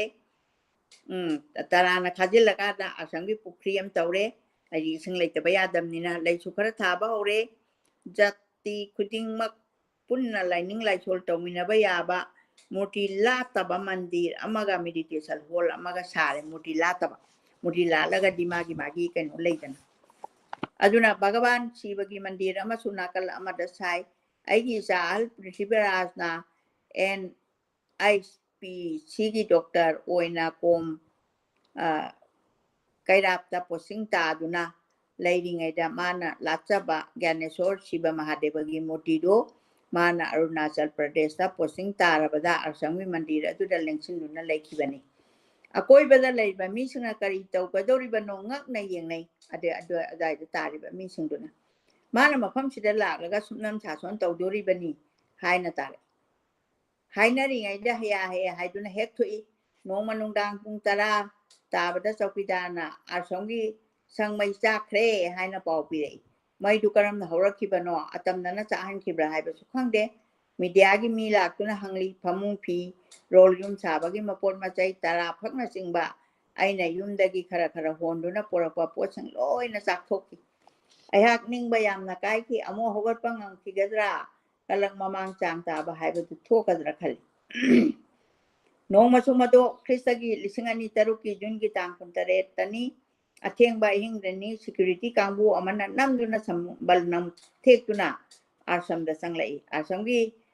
get thong miu thong phakai bire meditation hall gi mathak thangba ka da library gi lai angang ngai angjana ba thamliba dol sana pona singba su loina chakhai bire asamgi electric fitting phuktat pire pungkhai amarom hena asamjuda nei khai bire army commando na bhavan sibala chariba mandir du suma khongupna ka duna mandir gi thong phakai duna tawai jaba thabak tawri asamdu yengsinaba lairiba chokwidar gi imung manung gi mi macha singdusu ꯀꯤꯍꯜꯂꯦ ꯃꯈꯣꯏꯅ ꯑꯥꯁ꯭ꯔꯝꯗ ꯂꯩꯕ ꯉꯝꯂꯔꯣꯏ ꯐꯣꯡꯗꯣꯔꯛꯂꯦ ꯑꯗꯨꯒꯤ ꯃꯇꯨꯡꯗ ꯑꯩꯅ airport ꯃꯅꯥꯛꯇ ꯂꯩꯕ ꯑꯥꯔꯃꯤꯒꯤ ꯀꯦꯝꯞꯇ ꯆꯠꯂꯒ ꯃꯈꯣꯏꯒꯤ ꯀꯃꯥꯟꯗꯔꯗꯨꯗ ꯋꯥꯀꯠꯂꯨꯔꯦ ꯅꯈꯣꯏꯅ ꯏꯌꯥꯔꯄꯣꯔꯠꯀꯤ ꯑꯀꯣꯏꯕꯗ ꯂꯩꯔꯤꯕ ꯃꯐꯝꯁꯤꯡ ꯁꯦꯀ꯭ꯌꯨꯔꯤꯇꯤ ꯄꯤꯅꯕ ꯂꯩꯍꯜꯂꯒ ꯑꯥꯁ꯭ꯔꯝꯗ ꯇꯧꯔꯝꯂꯤꯕꯁꯤ ꯀꯔꯤꯅꯣ ꯍꯪꯂꯦ ꯃꯥꯅ ꯍꯥꯏ ꯃꯗꯨ ꯑꯩꯈꯣꯏꯅ ꯅꯠꯇꯦ ꯑꯩꯅ ꯀꯅꯥꯅ ꯇꯧꯔꯤꯕꯅꯣ ꯅꯍꯥꯛ ꯈꯪꯐꯝ ꯊꯣꯛꯏ ꯍꯥꯏ ꯑꯗꯨꯕꯨ ꯂꯩꯃꯈꯣꯡꯗ ꯂꯩꯕ ꯌꯨꯅꯤꯠꯅ ꯇꯧꯕ ꯑꯣꯏꯒꯅꯤ ꯐꯣꯡꯗꯣꯛꯂꯛꯏ ꯀꯣꯟꯅꯊꯪꯗ ꯃꯈꯣꯏꯅ ꯇꯧꯔꯤꯕꯗꯣ ꯑꯥꯁ꯭ꯔꯝꯒꯤ ꯅꯍꯥꯔꯣꯜ ꯑꯥꯁ꯭ꯔꯝꯗꯨꯗ ꯅꯍꯥꯔꯣꯜ ꯂꯣꯠꯂꯤ ꯍꯥꯏꯅ ꯃꯤ ꯈꯔꯅ ꯄꯥꯎ ꯄꯤꯁꯤꯟꯕ ꯃꯥꯜꯂꯤ ꯑꯩꯁꯨ ꯂꯦꯝꯅ ꯇꯣꯛꯇ꯭ꯔꯦ ꯃꯅꯤꯄꯨꯔꯒꯤ ꯗꯥꯏꯔꯦꯛꯇꯔ ꯖꯦꯅꯔꯦꯜ ꯑꯣꯐ ꯄꯨꯂꯤꯁ ꯎꯅꯔꯦ ꯃꯉꯣꯟꯗ ꯗꯔꯈꯥꯁ ꯑꯃꯁꯨ ꯊꯥꯔꯦ ꯑꯥꯁ꯭ꯔꯝꯗ ꯆꯠꯊꯕ ꯂꯨꯖꯗꯕ ꯑꯥꯔꯃꯤꯒꯤ ꯊꯧꯑꯣꯡꯗꯨꯒꯤ ꯃꯇꯥꯡꯗ ꯑꯗꯨꯒꯤ ꯏꯟꯚꯦꯁꯇꯤꯒꯦꯁꯟ ꯑꯃꯁꯨ ꯆꯠꯊꯔꯦ ꯃꯇꯨꯡꯗ ꯑꯗꯨꯒꯨꯝꯕ ꯊꯣꯛꯇꯅꯕ ꯁꯤꯟꯒꯅꯤ ꯍꯥꯏꯔꯤ ꯂꯥꯜꯍꯧꯕ ꯂꯩꯕ ꯂꯝꯗꯝ ꯑꯁꯤꯗ ꯑꯥꯁ꯭ꯔꯝ ꯆꯂꯥꯏꯕ ꯑꯔꯥꯏꯕ ꯅꯠꯇꯦ ꯑꯄꯟꯕ ꯆꯩꯈꯥꯏꯕ ꯃꯥꯌꯣꯛꯅꯕ ꯇꯥꯕꯅꯤ ꯈꯟꯗꯨꯅ ꯄꯨꯛꯅꯤꯡ ꯐꯥꯊꯖꯔꯦ ꯑꯥꯁ꯭ꯔꯝꯒꯤ ꯅꯍꯥꯔꯣꯜ ꯐꯪꯗ꯭ꯔꯕꯁꯨ ꯑꯀꯣꯏꯕꯗꯒꯤ ꯅꯍꯥꯔꯣꯜ ꯈꯔꯗꯤ ꯐꯥꯒꯠꯈꯤꯕ ꯃꯥꯜꯂꯦ ꯑꯗꯨꯗꯒꯤ ꯑꯃꯨꯛ ꯂꯩꯀꯥꯏꯗꯨꯒꯤ ꯃꯤꯅ ꯑꯩꯉꯣꯟꯗ ꯁꯥꯎꯕꯤꯔꯦ ꯑꯩꯅ ꯇꯥꯛꯁꯤꯟꯗꯨꯅ ꯃꯈꯣꯏꯗꯨ ꯐꯥꯍꯟꯕꯅꯤ ꯍꯥꯏꯅ ꯑꯩꯕꯨ ꯕꯗꯅꯥꯝ ꯑꯃꯨꯛ ꯇꯧꯕꯤꯔꯦ ꯑꯥꯁ꯭ꯔꯝ ꯑꯃ ꯂꯤꯡꯈꯠꯂꯒ ꯃꯤꯌꯥꯝꯒꯤ ꯌꯥꯏꯐꯅꯕ ꯈꯔꯗꯪ ꯇꯧꯒꯦ ꯈꯜꯂꯤꯕ ꯑꯩꯍꯥꯛꯅ ꯑꯣꯟꯊꯣꯛꯄ ꯋꯥ ꯍꯥꯏꯖꯤꯜꯂꯤ ꯑꯗꯨꯝ ꯑꯣꯏꯅꯃꯛ ꯑꯩꯅ ꯍꯟꯕ ꯂꯩꯇꯅ ꯆꯪꯁꯤꯜꯂꯤ ꯑꯥꯔꯃꯤꯅ ꯊꯨꯗꯦꯛꯂꯝꯕ ꯁꯤꯕ ꯃꯟꯗꯤꯔꯗꯨ ꯁꯤꯗꯣꯛꯂꯒ ꯃꯗꯨꯗꯒꯤ ꯈꯔ ꯆꯥꯎꯕ ꯑꯃꯃꯨꯛ ꯁꯥꯔꯦ ꯍꯥꯟꯅꯒꯤ ꯁꯪ ꯃꯩ ꯊꯥꯈꯤꯕ ꯃꯐꯝꯗꯨꯁꯨ ꯄꯤꯛꯇꯛꯅ ꯆꯦꯛꯅ ꯌꯨꯝ ꯑꯃ ꯁꯥꯔꯦ ꯑꯗꯨꯒ ꯂꯥꯏꯕ꯭ꯔꯦꯔꯤ ꯑꯣꯏꯔꯦ ꯑꯩꯒꯤ ꯊꯧꯅꯥ ꯍꯥꯞꯄꯤꯔꯝꯕ ꯑꯩꯒꯤ ꯄꯂꯦꯝ ꯏꯃꯥꯗ ꯀꯠꯊꯣꯛꯆꯔꯦ ꯑꯩꯕꯨ ꯊꯧꯅꯥ ꯍꯥꯞꯄꯤꯈꯤꯕ ꯑꯃꯅ ꯕꯤꯁ꯭ꯋꯀꯕꯤ ꯔꯕꯤꯟꯗ꯭ꯔꯅꯥꯊ ꯊꯥꯀꯨꯔꯒꯤ ꯑꯦꯛꯂꯥ ꯆꯠꯂꯣ ꯍꯥꯏꯕ ꯀꯕꯤꯇꯥ ꯑꯗꯨꯅꯤ ꯃꯗꯨꯒꯤ ꯁꯩꯔꯦꯡꯗꯣ ꯃꯅꯤꯄꯨꯔꯤ ꯂꯣꯟꯗ ꯍꯟꯗꯣꯛꯂꯒ ꯀꯕꯤ ꯒꯨꯔꯨꯒꯤ ꯐꯣꯇꯣ ꯑꯃꯒ ꯂꯣꯏꯅꯅ ꯑꯩꯅ ꯐꯛꯂꯥꯡꯗ ꯊꯦꯠꯆꯜꯂꯤ ꯑꯁꯨꯝꯅ ꯑꯦꯛꯂꯥ ꯆꯠꯂꯣ ꯅꯪꯅ ꯀꯧꯕꯗ ꯀꯅꯥ ꯂꯥꯛꯇ꯭ꯔꯕꯗꯤ ꯅꯗꯣꯝ ꯆꯠꯂꯨꯅ ꯀꯅꯥꯅ ꯋꯥ ꯉꯥꯡꯗ꯭ꯔꯕ ꯍꯦ ꯂꯥꯏꯕꯛ ꯊꯤꯕ ꯂꯣꯏꯅ ꯂꯩꯈ꯭ꯔꯕ ꯃꯥꯏ ꯑꯣꯟꯊꯣꯛꯇꯨꯅ ꯂꯣꯏꯅ ꯀꯤꯔꯕ ꯆꯤꯟꯕꯥꯟ ꯊꯣꯛꯅ ꯄꯨꯛꯅꯤꯡ ꯋꯥ ꯅꯗꯣꯝ ꯍꯥꯏꯌꯨꯅ ꯀꯅꯥꯅ ꯃꯩꯔꯥ ꯄꯥꯏꯗ꯭ꯔꯕ ꯁꯨꯛꯅ ꯃꯝꯂꯕ ꯂꯝꯕꯤꯗ ꯆꯠꯄ ꯃꯇꯝꯗ ꯀꯅꯥ ꯍꯟꯅ ꯎꯗ꯭ꯔꯕ ꯑꯗꯨꯅꯤ ꯅꯣꯡꯊꯥꯡ ꯃꯩꯅ ꯊꯕꯥꯛꯀꯤ ꯁꯔꯨ ꯃꯩ ꯆꯨꯗꯨꯅ ꯅꯗꯣꯝ ꯆꯥꯛꯎꯅ ꯃꯍꯥꯠꯃꯥ ꯒꯥꯟꯙꯤꯒꯤ ꯑꯣꯇꯣꯕꯥꯏꯑꯣꯒ꯭ꯔꯥꯐꯤ ꯄꯥꯕꯗ ꯊꯦꯡꯅꯩ ꯃꯥꯒꯤ ꯑꯥꯁ꯭ꯔꯝꯗ ꯁꯣꯛꯅ ꯄꯟꯅꯕ ꯌꯥꯗꯦ ꯍꯥꯏꯅꯕ ꯃꯤ ꯈꯔ ꯊꯝꯂꯨꯕꯗꯒꯤ ꯃꯤꯁꯤꯡꯅ ꯄꯤꯔꯝꯕ ꯃꯇꯦꯡ ꯀꯛꯈꯤ ꯑꯥꯁ꯭ꯔꯝ ꯕꯣꯏꯀꯣꯠ ꯇꯧꯈꯤ ꯍꯥꯏꯗꯤ ꯃꯤꯁꯤꯡꯁꯤꯅ ꯈꯜꯂꯤꯕ ꯋꯥꯈꯟꯗꯣ ꯑꯗꯨꯕꯨ ꯃꯍꯥꯠꯃꯥ ꯑꯃꯅ ꯂꯤꯡꯕ ꯑꯥꯁ꯭ꯔꯝ ꯁꯦꯜꯒꯤ ꯃꯇꯦꯡ ꯑꯗꯨꯝ ꯄꯥꯡꯕꯤꯈꯤ ꯃꯁꯛ ꯇꯥꯛꯊꯣꯛꯇꯅ ꯃꯤꯑꯣꯏ ꯈꯔꯅ ꯑꯗꯨꯝ ꯄꯥꯡꯕꯤꯈꯤ ꯑꯥꯁ꯭ꯔꯝ ꯍꯥꯏꯔꯒ ꯃꯤ ꯑꯌꯥꯝꯕꯅ ꯂꯥꯏꯅꯤꯡꯐꯝ ꯑꯣꯏꯅ ꯂꯧꯅꯩ ꯑꯩꯒꯤꯗꯤ ꯑꯥꯁ꯭ꯔꯝꯗ ꯃꯤꯒꯤ ꯀꯥꯟꯅꯒꯗꯕ ꯊꯕꯛ ꯊꯧꯔꯝ ꯈꯔ ꯂꯧꯈꯠꯄꯅ ꯃꯔꯨ ꯑꯣꯏꯅ ꯆꯠꯊꯩ ꯑꯩꯗꯤ ꯀꯔꯃ ꯖꯣꯕꯇ ꯊꯥꯖꯩ ꯃꯤꯑꯣꯏꯕꯒꯤ ꯁꯦꯕꯥ ꯇꯧꯕꯗꯤ ꯏꯁꯣꯔꯒꯤ ꯁꯦꯕꯥ ꯇꯧꯕꯅꯤ ꯏꯁꯣꯔꯗꯤ ꯃꯤ ꯃꯔꯛꯇ ꯊꯤꯒꯗꯕꯅꯤ ꯍꯥꯏꯕꯁꯤ ꯈꯟꯖꯩ ꯆꯍꯤ 10 ꯍꯦꯟꯅ ꯑꯅꯝ ꯀꯟꯕ ꯑꯃꯒ ꯂꯣꯏꯅꯅ ꯏꯗꯣꯡ ꯀꯅꯥ ꯃꯇꯦꯡ ꯌꯥꯎꯗꯅ ꯆꯠꯊꯔꯛꯂꯕꯗ ꯑꯥꯁ꯭ꯔꯝꯗ ꯄ꯭ꯔꯣꯒ꯭ꯔꯥꯝ ꯈꯔꯗꯤ ꯂꯧꯈꯠꯄ ꯉꯝꯖꯔꯦ ꯃꯅꯤꯄꯨꯔꯒꯤ ꯇꯣꯉꯥꯟ ꯇꯣꯉꯥꯟꯕ ꯃꯐꯝꯁꯤꯡꯗ ꯂꯩꯔꯤꯕ ꯇ꯭ꯔꯦꯅꯤꯡ ꯐꯪꯂꯕ ꯅꯔꯁ ꯆꯥꯝꯃꯅ ꯆꯦꯟ ꯑꯃ ꯁꯦꯝꯂꯒ ꯑꯥꯁ꯭ꯔꯝ ꯅꯦꯠꯋꯥꯔꯛ ꯑꯣꯐ ꯅꯔꯁꯦꯁ ꯍꯥꯏꯕ ꯑꯃ ꯁꯦꯝꯂꯦ ꯀꯅꯥꯒꯨꯝꯕ ꯄꯦꯁꯦꯟꯒꯤ ꯄꯥꯔꯇꯤ ꯑꯃꯅ ꯅꯔꯁ ꯑꯃꯒꯤ ꯗꯔꯀꯥꯔ ꯂꯩꯔꯦ ꯑꯥꯁ꯭ꯔꯝ ꯅꯦꯠꯋꯥꯔꯛꯀꯤ ꯅꯔꯁ ꯑꯃ ꯊꯥꯕꯤꯔꯛꯎ ꯍꯥꯏꯕꯗ ꯑꯅꯥꯕꯗꯨꯒꯤ ꯌꯨꯝ ꯅꯛꯅꯕꯗ ꯂꯩꯕ ꯅꯔꯁ ꯑꯃ ꯆꯠꯂꯤ ꯍꯧꯖꯤꯛ ꯃꯇꯝꯗ ꯌꯨꯝ ꯑꯃꯗ ꯑꯍꯜ ꯑꯣꯏꯔꯕ ꯗꯥꯏꯕꯦꯇꯤꯁꯅ ꯅꯥꯕ ꯕꯤꯄꯤ ꯁ꯭ꯇ꯭ꯔꯣꯛ ꯇꯧꯕ ꯍꯧꯒꯠ ꯀꯥꯡꯈꯠꯄ ꯉꯝꯗ꯭ꯔꯕ ꯋꯥꯈꯜ ꯕꯨꯙꯤ ꯆꯣꯏꯗꯅ ꯃꯗꯣꯝ ꯆꯥꯅꯤ ꯊꯛꯀꯅꯤ ꯈꯪꯗ꯭ꯔꯕ ꯑꯍꯜ ꯀꯌꯥ ꯂꯩꯔꯤ ꯃꯌꯨꯝꯗ ꯃꯈꯣꯏꯕꯨ ꯁꯦꯟꯅꯕꯤꯅꯕ ꯃꯤ ꯂꯩꯇꯦ ꯃꯆꯥ ꯃꯃꯧꯁꯨ ꯑꯣꯐꯤꯁꯇ ꯊꯕꯛ ꯆꯠꯂꯤ ꯃꯁꯨ ꯁ꯭ꯀꯨꯜ ꯆꯠꯂꯤ ꯑꯁꯤꯒꯨꯝꯕ ꯄꯦꯁꯦꯟ ꯁꯦꯕꯥꯒꯤꯗꯃꯛ ꯑꯥꯁ꯭ꯔꯝ ꯅꯦꯠꯋꯥꯔꯛꯇꯒꯤ ꯅꯔꯁ ꯀꯧꯕꯅꯤ ꯅꯦꯠꯋꯥꯔꯛ ꯑꯣꯐ ꯅꯔꯁꯦꯁ ꯁꯦꯝꯒꯠꯄꯒꯤ ꯃꯇꯥꯡꯗ ꯑꯈꯪ ꯑꯍꯩ doctor senior nursing advisory committee ꯑꯃ ꯁꯦꯝꯂꯦ nursing association of India new ꯗꯤꯜꯂꯤꯒꯤ ꯄꯥꯎꯇꯥꯛ ꯂꯧꯔꯦ ꯃꯈꯣꯏꯅ ꯍꯥꯏꯔꯛꯄꯒꯤ ꯃꯇꯨꯡ ꯏꯟꯅ ꯇꯧꯒꯗꯕ ꯅꯤꯇꯤ ꯅꯤꯌꯣꯝ ꯁꯦꯝꯂꯦ ꯄ꯭ꯔꯣꯁꯄꯦꯛꯇꯁ ꯑꯃ ꯅꯝꯊꯣꯛꯂꯦ ꯐꯦꯃꯤꯂꯤ ꯍꯦꯜꯊ ꯁꯥꯔꯚꯤꯁꯦꯁ ꯗꯥꯏꯔꯦꯛꯇꯔ ꯍꯥꯏꯅꯗꯨꯅ ꯅꯔꯁꯤꯡ ꯑꯗꯨ ꯅꯧꯅ ꯑꯣꯔꯤꯌꯦꯟꯇꯦꯁꯟ ꯇ꯭ꯔꯦꯅꯤꯡ ꯑꯃꯁꯨ ꯄꯤꯔꯦ ꯃꯤꯅꯗꯤ ꯍꯥꯏꯅꯩ ꯑꯣꯏꯁꯨ ꯑꯣꯏꯔꯔꯣꯏꯗꯕꯗ ꯁꯔꯀꯥꯔꯅꯁꯨ ꯉꯝꯗꯕꯗ ꯅꯔꯁꯤꯡ ꯑꯦꯁꯣꯁꯤꯌꯦꯁꯟ ꯑꯣꯐ ꯏꯟꯗꯤꯌꯥꯗꯤ first of its kind in north ꯏꯁꯅꯤ ꯐꯣꯡꯗꯣꯔꯛꯏ ꯑꯩꯅ ꯃꯗꯨꯒꯤꯗꯃꯛ ꯀꯣꯏꯆꯦꯟ ꯆꯦꯟꯗꯨꯅ ꯍꯣꯠꯅꯖꯕꯅꯤ ꯁꯦꯜ ꯌꯥꯝꯅ ꯊꯥꯗꯔꯒ ꯇꯧꯕ ꯅꯠꯇꯦ ꯄꯦꯁꯦꯟ ꯄꯥꯔꯇꯤ ꯅꯔꯁ ꯑꯗꯨꯅ ꯄꯩꯁꯥ ꯄꯤꯍꯟꯕꯅꯤ ꯄꯦꯁꯦꯟ ꯄꯥꯔꯇꯤꯅ ꯅꯔꯁ ꯑꯗꯨꯒꯤ ꯄꯩꯁꯥ ꯄꯤꯍꯟꯕꯅꯤ ꯑꯩꯒꯤ ꯋꯥꯈꯜ ꯑꯁꯤꯅ ꯊꯕꯛ ꯑꯣꯟꯊꯣꯛꯇꯨꯅ ꯌꯥꯝꯗ꯭ꯔꯕꯗ ꯃꯤ ꯑꯅꯤ ꯑꯍꯨꯝꯗꯪꯗꯤ ꯀꯥꯟꯅꯕ ꯐꯪꯂꯕꯗꯤ ꯑꯩꯒꯤ ꯍꯣꯠꯅꯖꯕꯒꯤ ꯃꯍꯩ ꯌꯥꯜꯂꯦ ꯈꯜꯂꯤ ꯍꯧꯖꯤꯛ ꯐꯥꯎꯕꯗ ꯑꯥꯔꯁꯝ ꯅꯦꯠꯋꯥꯔꯛꯇꯒꯤ ꯄꯦꯁꯦꯟ 50ꯒꯤ ꯃꯊꯛꯇ ꯀꯥꯟꯅꯕ ꯐꯪꯈ꯭ꯔꯦ ꯊꯧꯔꯥꯡ ꯑꯁꯤ ꯉꯁꯤꯁꯨ ꯆꯠꯊꯔꯤ ꯑꯩꯍꯥꯛ ꯃꯅꯤꯄꯨꯔꯒꯤ ꯃꯄꯥꯟꯗ ꯄꯥꯡꯊꯣꯛꯄ ꯁꯦꯃꯤꯅꯥꯔ ꯀꯟꯐꯔꯦꯟꯁ ꯀꯌꯥ ꯁꯔꯨꯛ ꯌꯥꯔꯨꯏ ꯃꯗꯨꯗ ꯋꯥ ꯉꯥꯡꯏꯆꯦ ꯄꯥꯊꯣꯛꯏ ꯃꯔꯨꯑꯣꯏꯅ ꯃꯅꯤꯄꯨꯔꯒꯤ ꯅꯨꯄꯤꯁꯤꯡ ꯏꯁꯨꯒꯤ ꯃꯇꯥꯡꯗ ꯑꯗꯨꯕꯨ ꯑꯇꯩ ꯂꯝꯒꯤ ꯅꯨꯄꯤꯁꯤꯡꯅ ꯃꯅꯤꯄꯨꯔꯗ ꯋꯤꯃꯦꯟ ꯁ꯭ꯇꯗꯤꯁ ꯁꯦꯟꯇꯔ ꯂꯩꯕ꯭ꯔꯥ ꯍꯪꯉꯤ ꯂꯩꯇꯕꯅꯤꯅ ꯂꯩꯇꯦ ꯈꯨꯝꯃꯤ ꯑꯇꯩ ꯂꯝꯗꯗꯤ ꯋꯤꯃꯦꯟ ꯁ꯭ꯇꯗꯤꯁ ꯁꯦꯟꯇꯔ ꯂꯤꯡꯈꯠꯇꯨꯅ ꯅꯨꯄꯤꯁꯤꯡꯒꯤ ꯏꯁꯨꯗ ꯔꯤꯁꯥꯔꯁ ꯇꯧꯏ ꯌꯨꯅꯤꯚꯔꯁꯤꯇꯤ ꯀꯣꯂꯦꯖꯁꯤꯡꯗꯁꯨ UGCꯒꯤ ꯁꯦꯟꯊꯪ ꯃꯈꯥꯗ ꯋꯤꯃꯦꯟ ꯁ꯭ꯇꯗꯤꯁ ꯗꯤꯄꯥꯔꯠꯃꯦꯟ ꯂꯤꯡꯅꯩ ꯑꯩꯅ ꯀꯣꯂꯦꯖꯒꯤ ꯄ꯭ꯔꯤꯟꯁꯤꯄꯥꯜ ꯑꯣꯏꯔꯤꯉꯩꯗ ꯃꯗꯨ ꯍꯥꯡꯅꯕ ꯍꯣꯠꯅꯕꯅꯤ ꯑꯗꯨꯕꯨ ꯑꯣꯏꯍꯟꯕ ꯉꯝꯈꯤꯗ꯭ꯔꯦ ꯑꯩꯅ ꯃꯅꯤꯄꯨꯔ ꯌꯨꯅꯤꯚꯔꯁꯤꯇꯤꯒꯤ ꯁꯤꯅꯦꯠꯀꯤ ꯃꯦꯝꯕꯔ ꯑꯃ ꯑꯣꯏꯅ ꯀꯌꯥꯔꯛ ꯍꯟꯅ ꯁꯤꯅꯦꯠ ꯃꯤꯇꯤꯡ ꯋꯥꯐꯝ ꯍꯧꯗꯣꯛꯏ ꯂꯤꯡꯈꯠꯀꯅꯤ ꯍꯦ ꯍꯥꯏꯔꯒ ꯂꯤꯡꯈꯠꯇꯦ ꯑꯩꯅ ꯑꯥꯔꯁꯝ ꯁꯦꯟꯇꯔ ꯑꯃ ꯍꯥꯡꯒꯦ ꯐꯟꯗꯤꯡ ꯌꯥꯎꯗ꯭ꯔꯕꯁꯨ ꯈꯜꯂꯦ 2003 ꯑꯣꯛꯇꯣꯕꯔꯒꯤ 13ꯗ ꯁꯦꯟꯇꯔ ꯑꯃ ꯑꯥꯔꯁꯝꯗ ꯂꯣꯛ ꯁꯚꯥꯒꯤ ꯃꯦꯝꯕꯔ ꯗꯥꯛꯇꯔ ꯇꯤ ꯃꯩꯅꯥ ꯁꯪꯅꯥꯏꯕꯤ ꯑꯏꯕꯤ MK ꯕꯤꯅꯣꯗꯤꯅꯤ ꯍꯥꯟꯅꯒꯤ Manipur university vice chancellor professor N Bijoy dais ꯂꯦꯡꯁꯤꯟꯗꯨꯅ ꯐꯣꯔꯃꯦꯜ ꯑꯣꯏꯅ ꯍꯥꯡꯗꯣꯛꯂꯦ ꯁꯦꯟꯇꯔ ꯑꯁꯤ all India association of women studies affiliate ꯇꯧꯔꯦ ꯁꯦꯟꯇꯔ ꯑꯁꯤꯗ ꯖꯥꯗꯣꯄꯨꯔ ꯌꯨꯅꯤꯚꯔꯁꯤꯇꯤꯒꯤ ꯋꯤꯃꯦꯟ ꯁ꯭ꯇꯗꯤꯁ ꯍꯥꯟꯅꯒꯤ ꯗꯥꯏꯔꯦꯛꯇꯔ ꯑꯃꯁꯨꯡ ꯋꯦꯁ ꯕꯦꯡꯒꯣꯜꯒꯤ ꯋꯤꯃꯦꯟ ꯀꯃꯤꯁꯟꯒꯤ ꯆꯦꯌꯔꯄꯔꯁꯟ ꯗꯥꯛꯇꯔ ꯃꯥꯂꯤꯅꯤ ꯚꯠꯇꯥꯆꯥꯔꯌ ꯂꯥꯛꯈꯤ ꯇꯥꯡ 15/5/2007ꯗ ꯑꯁꯝꯗ ꯂꯤꯡꯈꯠꯄꯗ ꯁꯦꯟꯇꯔ ꯑꯁꯤꯒꯤ ꯃꯦꯝꯕꯔꯁꯤꯡꯒ ꯃꯥꯒ ꯎꯅꯗꯨꯅ ꯈꯟꯅ ꯅꯩꯅꯕꯗ ꯀꯔꯤ ꯊꯕꯛ ꯊꯧꯔꯝ ꯂꯧꯈꯠꯄ ꯌꯥꯕꯒꯦ ꯍꯥꯏꯕꯗꯨ ꯈꯪꯗꯣꯛꯃꯤꯟꯅꯈꯤ ꯑꯍꯥꯟꯕ ꯑꯣꯏꯅ ꯁꯦꯟꯇꯔ ꯑꯁꯤꯗ ꯖꯨꯂꯥꯏꯒꯤ ꯇꯥꯡ 17, 2007 empowerment of women through self-help group haiba hiramsida seminar ama pangthui madu social welfare department na sponsor tawbani Manipur State Commission for Women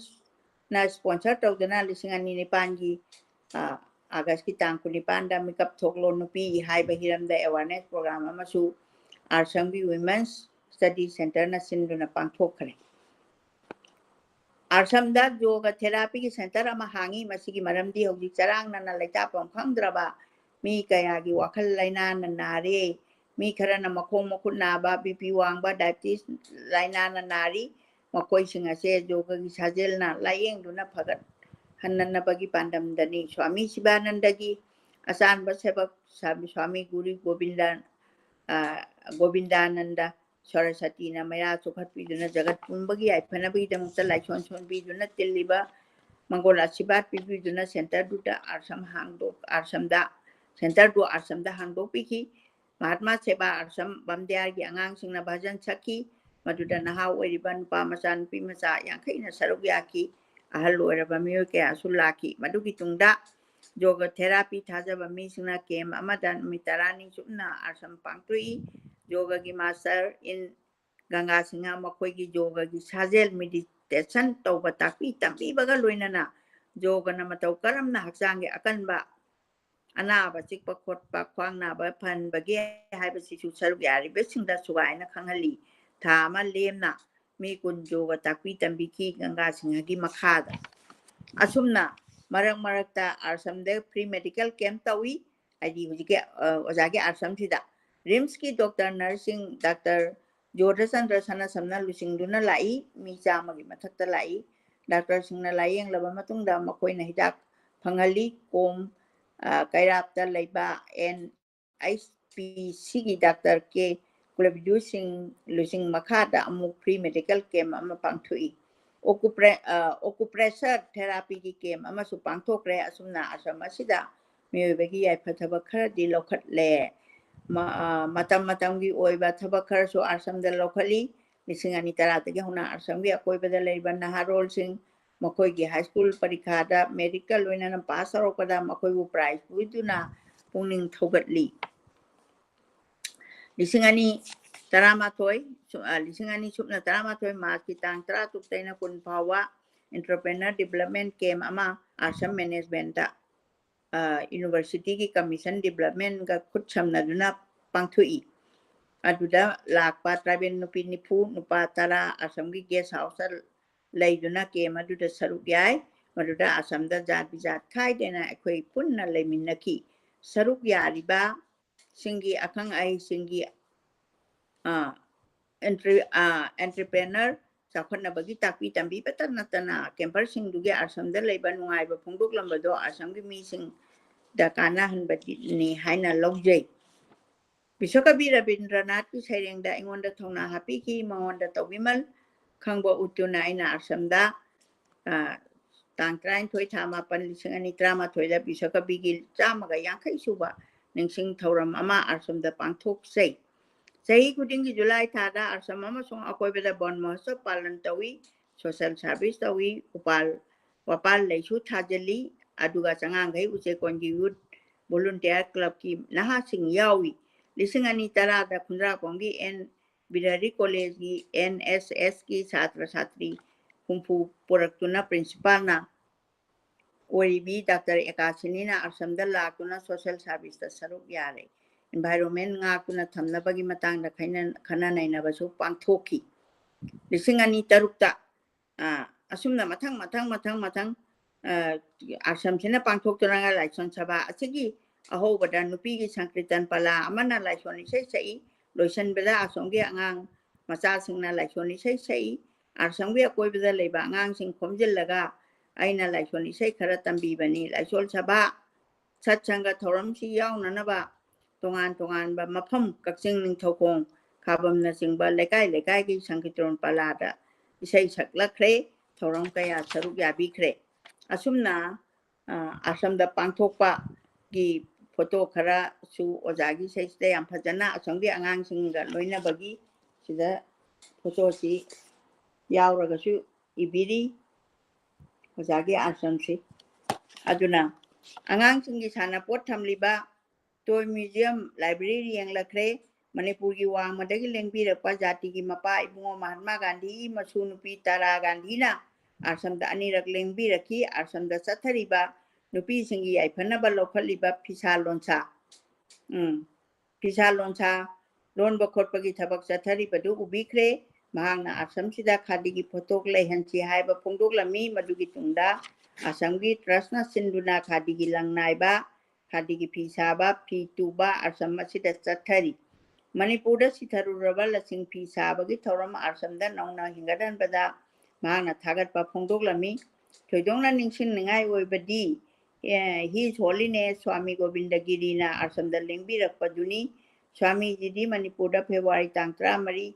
दगिना कुलुमदोय भावबा 2013 दा पांथोकिबा विश्व शांति सर्वसख्या बेद सम्मेलनदा शाखा बेद सम्मेलनदा कांची दगी कोमाकोटी पितंगी जगत गुरु की शंकराचार्य की महुत सिंगदुना लेंगबिरखिबनी महाकु ओपगी थौरमदा असमदा तांग कुंठा अनि 2013 इंगदा पांथोई असमदा लेंगबिरक्तुना स्वामी जीना वेद मंत्र सोनबीदुना लमदम मसे शांति लेना हिंगननबा शांति की पाउजेल पीबिरमी असमदा चथरिबा लाइनिंग लाइसन नुपी अंगांगदा लोखलिबा याइफा थौरमबु उरगा स्वामी जीना असम की आंगांगसिना स्वामी गोविंदगिरी की वेद मंत्र सोन बतारी सिदसु फोटो सी उत्पीरी असुमना असमदा चथरिबा थौरमसिंग सिंथानगाई ओइबदी नते अदुबु पिकलबा इसिंग मरिक पाकलबा समुद्र की पाक ओइबनी हाइबगुमना चरांगनरबा समाज असिदा मणिपुर की पुंगनिंग तपथबा इंथबा शांति पोरंगनबगी माइकै खरतंग लोखचबनी आइना खली असम असिलिंग खलमद्रबदी शांति का पाउजेल खरा मियाम दे यौहलिबसे ngamlamloidabani ko matamde sum hoki pangthoke ningbadi kayani aisu sahi waisalei mangam isan sande asangi sambal sidai da horiba yung pambi du aingonda wari siningsingali uyung pambi ase egi ibung som tham somarendra na noma asam da laktuna makut mangna thabirambani aigi inkoldagi mana pungba wa pambi ani su poraktuna thajilu hairami ngasiri upal wapal du mapung phare aigi bungdi lairamlen da chakhare ꯑꯩꯕꯨ ꯄꯨꯛꯅꯤꯡ ꯊꯧꯒꯠꯄꯤꯔꯝꯕ ꯏꯄꯨꯔꯣꯏꯕꯁꯨ ꯆꯠꯈꯔꯦ ꯂꯝꯗꯝꯗꯨꯗ ꯅꯣꯡꯃꯗꯤ ꯑꯩꯈꯣꯏꯁꯨ ꯌꯧꯒꯗꯕꯅꯤ ꯑꯗꯨꯕꯨ ꯑꯥꯁ꯭ꯔꯝ ꯑꯁꯤꯅ ꯃꯤ ꯈꯔꯗ ꯄꯨꯛꯅꯤꯡꯒꯤ ꯁꯥꯟꯇꯤ ꯄꯤꯗꯨꯅ ꯂꯩꯍꯧꯒꯅꯤ ꯈꯟꯕꯗ ꯑꯥꯁ꯭ꯔꯝꯁꯤ ꯂꯤꯡꯈꯠꯄꯒꯤ ꯑꯩꯒꯤ ꯅꯨꯡꯒꯤ ꯑꯣꯏꯕ ꯄꯦꯟꯖꯕ ꯈꯔꯗꯤ ꯐꯪꯖꯔꯦ ꯂꯣꯏꯁꯤꯜꯂꯛꯄꯗ ꯑꯩꯒꯤ ꯇꯤꯔꯊ ꯖꯥꯇ꯭ꯔꯤ ꯑꯃꯒꯤ ꯄꯥꯎꯗꯝ ꯑꯁ꯭ꯋꯥꯏꯗ ꯇꯦꯟꯁꯤꯟꯖꯔꯦ ꯁꯥꯡꯂꯕ ꯆꯍꯤ 68ꯀꯤ ꯈꯣꯡꯆꯠ ꯑꯁꯤꯗ ꯃꯈꯜ ꯃꯈꯥꯒꯤ ꯑꯀꯥ ꯑꯀꯨꯝ ꯀꯌꯥ ꯊꯦꯡꯅꯔꯛꯈ꯭ꯔꯦ ꯈꯣꯡꯆꯠ ꯑꯁꯤ ꯆꯠꯂꯤꯉꯩꯗ ꯃꯄꯨꯟꯁꯤꯗ ꯐꯤꯔꯥꯜ ꯊꯦꯠꯂꯝꯕ ꯃꯤꯑꯣꯏ ꯀꯌꯥ ꯅꯨꯡꯁꯤꯈ꯭ꯔꯕ ꯃꯔꯨꯞ ꯃꯄꯤꯖꯥ ꯀꯌꯥ ꯑꯩꯕꯨ ꯇꯥꯏꯕꯪꯁꯤꯗ ꯈꯣꯡꯗꯥꯍꯟꯕꯤꯔꯝꯕ ꯃꯤ ꯑꯣꯏꯅꯕ ꯁꯦꯝꯕꯤꯔꯕ ꯏꯃꯥ ꯄꯥꯕꯨꯡ ꯃꯈꯣꯏ ꯂꯣꯏꯅ ꯁꯥꯟꯅꯃꯤꯔꯛꯄ ꯏꯕꯨꯡ ꯏꯄ꯭ꯋꯥ ꯈꯔꯁꯨ ꯃꯤꯔꯝꯂꯦꯟꯁꯤ ꯊꯥꯗꯣꯛꯇꯨꯅ ꯂꯥꯏꯔꯩꯄꯥꯛꯇ ꯍꯟꯈꯔꯦ ꯃꯕꯨꯗꯤ ꯃꯔꯧꯁꯤꯡ ꯁꯥꯃꯨ ꯐꯥꯈꯤꯕ ꯁꯃꯥꯖꯗ ꯆꯥꯎꯅ ꯈꯨꯗꯣꯟ ꯊꯝꯂꯝꯕ ꯃꯤꯊꯣꯏ ꯃꯤꯍꯦꯟꯕ ꯃꯤꯑꯣꯏ ꯀꯌꯥꯒꯤ ꯑꯍꯜ ꯂꯃꯟ ꯑꯍꯜ ꯃꯇꯝ ꯑꯣꯏꯁꯤꯜꯂꯛꯂꯕꯗ ꯃꯈꯣꯏꯒꯤ ꯅꯤꯡꯁꯤꯡꯕꯒꯤ ꯁꯛꯇꯤꯁꯨ ꯃꯥꯡꯈꯔꯦ ꯑꯩꯕꯨ ꯂꯨꯅ ꯅꯨꯡꯁꯤꯅ ꯇꯧꯕꯤꯕꯅꯤ ꯃꯈꯣꯏꯗꯣ ꯑꯗꯨꯕꯨ ꯑꯩꯅ ꯄꯥꯎꯇꯥꯛ ꯈꯔ ꯂꯧꯖꯅꯤꯡꯗꯨꯅ ꯎꯅꯕ ꯆꯠꯂꯨꯕꯗ ꯑꯩꯕꯨ ꯃꯁꯛ ꯈꯪꯕꯤꯗꯔꯦ ꯍꯦ ꯏꯁꯣꯔ ꯅꯪꯒꯤ ꯊꯧꯁꯤꯜꯁꯦ ꯑꯉꯛꯄꯅꯤꯀꯣ ꯈꯟꯗꯨꯅ ꯑꯩ ꯌꯨꯝꯗ ꯍꯜꯂꯛꯏ ꯄꯨꯟꯁꯤ ꯈꯣꯡꯆꯠ ꯍꯥꯏꯕꯁꯦ ꯑꯁꯤ ꯑꯣꯏꯔꯦꯀꯣ ꯃꯑꯣꯜ ꯈꯜꯂꯤ ꯃꯇꯝ ꯆꯨꯞꯄꯗ ꯂꯩꯍꯧꯔꯒꯗꯕ ꯅꯨꯃꯤꯠ ꯊꯥ ꯊꯋꯥꯟꯃꯤꯆꯥꯛ ꯅꯤꯡꯊꯤꯕ ꯐꯖꯕ ꯑꯉꯛꯄ ꯈꯣꯡꯆꯠ ꯌꯦꯡꯗꯨꯅ ꯑꯩꯁꯨ ꯑꯗꯨꯝ ꯆꯠꯂꯤ ꯅꯨꯃꯤꯠꯇꯤ ꯊꯦꯡꯖꯤꯜꯂꯛꯂꯦ ꯑꯗꯨꯕꯨ ꯎꯖꯅꯤꯡꯉꯤ ꯏꯔꯝꯗꯝꯁꯤꯗ ꯏꯪꯊꯕ ꯇꯞꯊꯕ ꯁꯥꯟꯇꯤ ꯂꯥꯜ ꯍꯥꯏꯕꯁꯦ ꯊꯣꯛꯍꯟꯕꯤꯒꯅꯨ ꯍꯥꯏꯗꯨꯅ ꯏꯁꯣꯔꯗ ꯈꯣꯏꯔꯝꯖꯔꯤ ꯑꯁꯨꯝꯅ ꯑꯣꯖꯥꯒꯤ ꯇꯤꯔꯊ ꯖꯥꯇ꯭ꯔꯤ ꯑꯥꯁ꯭ꯔꯝ ꯂꯤꯡꯈꯠꯄꯁꯦ ꯂꯣꯏꯁꯤꯟꯖꯔꯦ ꯑꯗꯨꯒ ꯄꯥꯕꯁꯨ ꯃꯇꯥꯡ ꯑꯁꯤꯗ ꯑꯩ ꯇꯦꯟꯁꯤꯟꯖꯒꯦ ꯄꯨꯝꯅꯃꯛꯄꯨ ꯈꯣꯏꯔꯝꯖꯔꯤ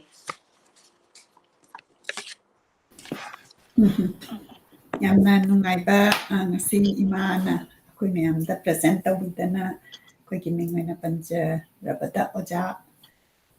ꯆꯣꯡꯊꯥꯝ ꯆꯥꯃꯤꯅꯤ ꯗꯦꯕꯤꯅ ꯏꯕꯤꯔꯛꯑꯀꯥꯟꯗ ꯑꯩꯈꯣꯏꯅ ꯈꯪꯗꯕ ꯑꯥꯁ꯭ꯔꯝꯁꯤꯒꯤ ꯃꯔꯝꯗ ꯑꯗꯒꯤ ꯃꯥꯒꯤ ꯂꯥꯏꯐꯀꯤ ꯃꯔꯝꯗ ꯃꯁꯤ ꯁꯦꯌꯔ ꯇꯧꯕꯤꯕꯒꯤꯗꯃꯛꯇ ꯊꯥꯒꯠꯆꯔꯤ ꯑꯗꯨꯒ ꯑꯩꯈꯣꯏ ꯑꯣꯊꯔꯒꯤ ꯄꯤꯛꯆꯔꯁꯦ ꯑꯩ ꯑꯝꯇꯪ ꯖꯨꯝ ꯑꯥꯎꯠ ꯇꯧꯖꯔꯛꯀꯦ ꯂꯚ ꯑꯦꯟ ꯂꯥꯏꯠ ꯊꯥꯕꯤꯔꯛꯎ ꯑꯩꯈꯣꯏ ꯃꯌꯥꯝ honour ꯇꯧꯃꯤꯟꯅꯁꯤ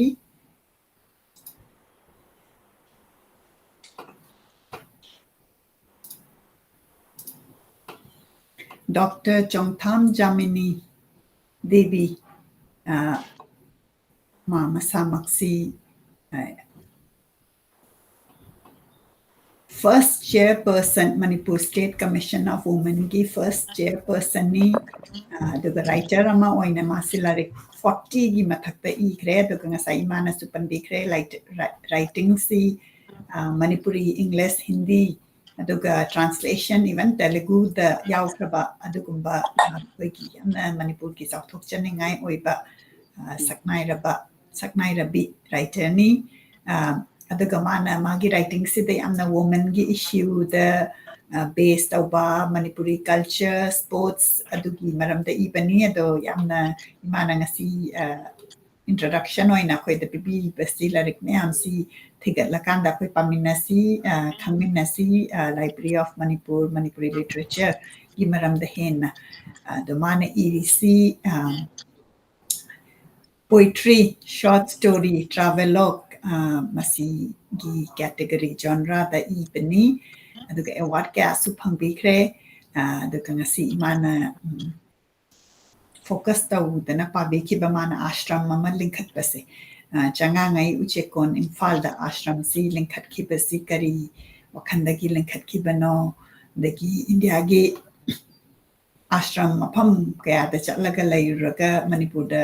leitabadu da mana adu mention ba adu yamna nungsina kamaina haurakhi kai adu ki maramda kitang thabak yam tawkhiba mayam sida kitang highlight tawraga ngasi khangba ngamjabani kurumjari bagi author mingoina panjarabada oja Dr. Oja Chongtham Jamini Devi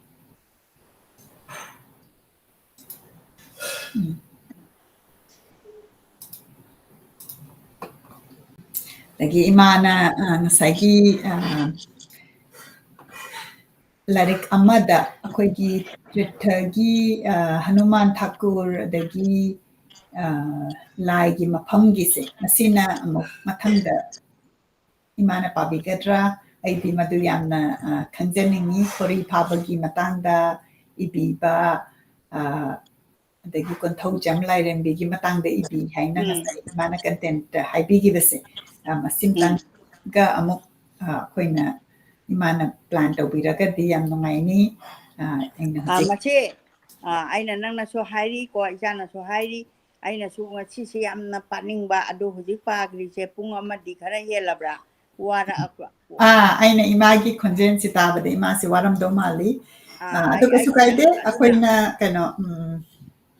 hayeng si sangagadi ima ai si travel tawbagi marakta su lepa yai adu hayeng sangagadi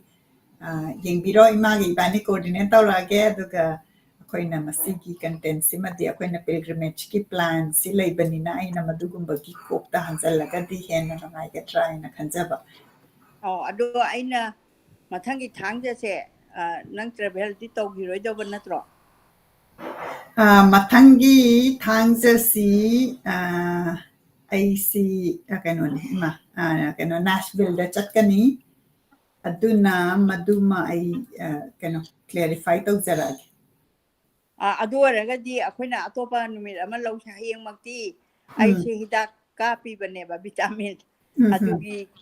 ngasi si ye thuine ba aina thangje si di kapi ranu nai ba yamna aduna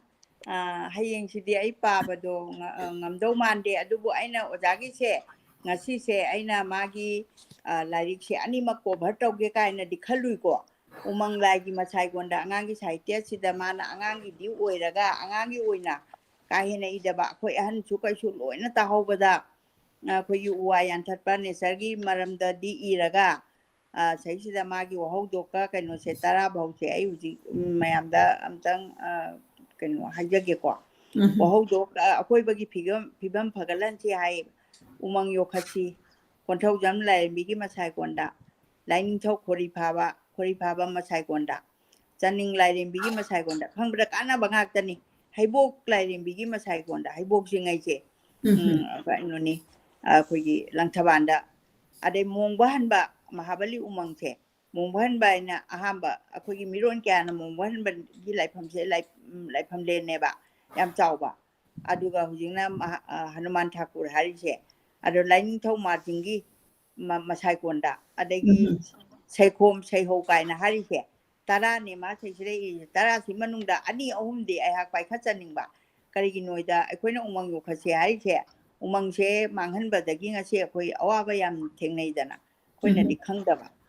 ising phangdriba kai doba kari kala mayam ji umang je hekta akoi to hoidaba thabang aktang tawraba nature se akoina waoina khaludaba akoi bu yopiri ni ko kai kauthopa sigui maramda so jana khuthabiramba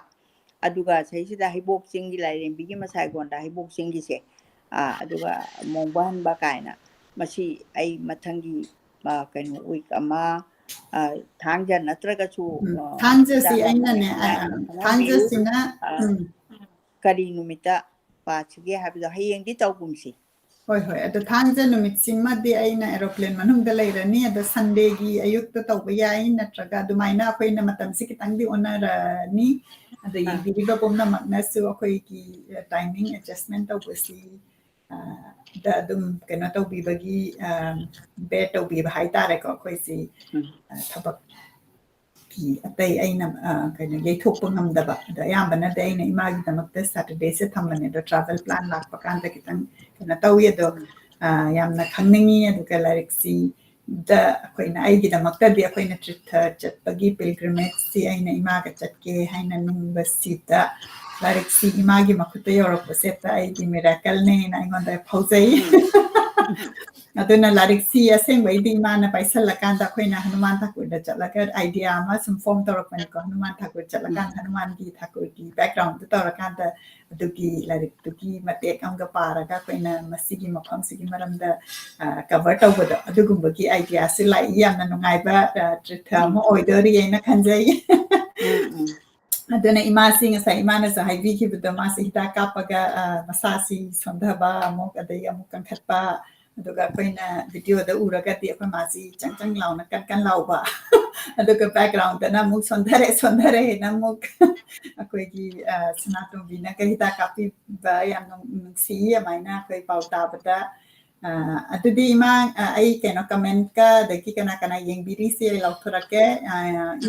ꯏꯁꯤꯡꯒ ꯊꯛꯄꯤꯌꯨ ꯑꯗꯒꯤ ꯄꯨꯝꯅꯃꯛꯅ ꯏꯃꯥꯒꯤꯗꯃꯛꯇ support ꯇꯧꯗꯅ ꯌꯥꯝꯅ ꯅꯨꯡꯁꯤꯅ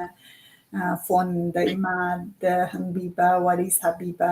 ꯑꯗꯒꯤ ꯑꯩꯈꯣꯏ ꯀꯃꯦꯟꯠꯇ ꯇꯧꯔꯛꯄ ꯏꯃꯥꯅ ꯌꯥꯝꯅ ꯑꯦꯟꯖꯣꯏ ꯇꯧꯖꯩ ꯑꯗꯨꯅ ꯌꯦꯡꯕꯤꯔꯤꯕ ꯄꯨꯝꯅꯃꯛꯅ ꯑꯣꯐꯂꯥꯏꯟꯗ ꯌꯦꯡꯕꯤꯔꯒꯁꯨ ꯁꯣꯏꯗꯅ ꯀꯃꯦꯟꯠ ꯇꯧꯕꯤꯔꯛꯎ ꯑꯩꯈꯣꯏꯅ ꯀꯩꯅꯣ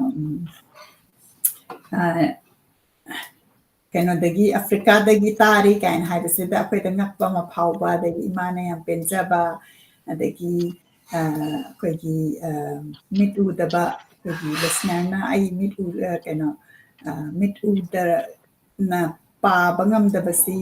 ꯏꯃꯥꯅ ꯄꯥꯕꯤꯔꯛꯄꯗꯩ ꯇꯥꯔꯦ ꯀꯥꯏꯅꯒ ꯀꯃꯦꯟꯠ ꯑꯗꯨꯃꯥꯏꯅ ꯑꯃꯨꯛ ꯏꯍꯜꯂꯛꯄ ꯑꯗꯨꯅ ꯑꯩꯈꯣꯏꯒꯤ ꯀꯝꯃ꯭ꯌꯨꯅꯤꯇꯤꯁꯤ ꯑꯩꯈꯣꯏꯒꯤ ꯌꯥꯝꯅ ꯁ꯭ꯃꯣꯜ ꯑꯣꯏꯔꯒꯁꯨ ꯑꯩꯈꯣꯏꯅ ꯇꯧꯖꯔꯤꯕ ꯊꯕꯛꯁꯤꯗ ꯑꯩꯈꯣꯏꯒꯤ ꯊꯃꯣꯏꯁꯤ ꯊꯦꯡꯅꯕ ꯍꯥꯏꯇꯥꯔꯦꯀꯣ ꯀꯅꯦꯛꯁꯟꯁꯤ ꯐꯥꯎꯍꯟꯕ ꯑꯗꯨꯒꯨꯝꯕ ꯑꯩꯈꯣꯏꯒꯤ ꯂꯤꯁꯅꯔ ꯃꯌꯥꯝꯁꯤ ꯑꯩꯈꯣꯏꯅ ꯐꯦꯃꯤꯂꯤ ꯑꯣꯏꯅ ꯑꯣꯏꯔꯛꯄꯒꯤ ꯀꯅꯦꯛꯁꯟ ꯂꯩꯕꯁꯦ ꯃꯁꯤ ꯌꯥꯝꯅ ꯅꯨꯡꯁꯤ ꯑꯗꯨꯅ ꯍꯧꯖꯤꯛ ꯑꯩꯅ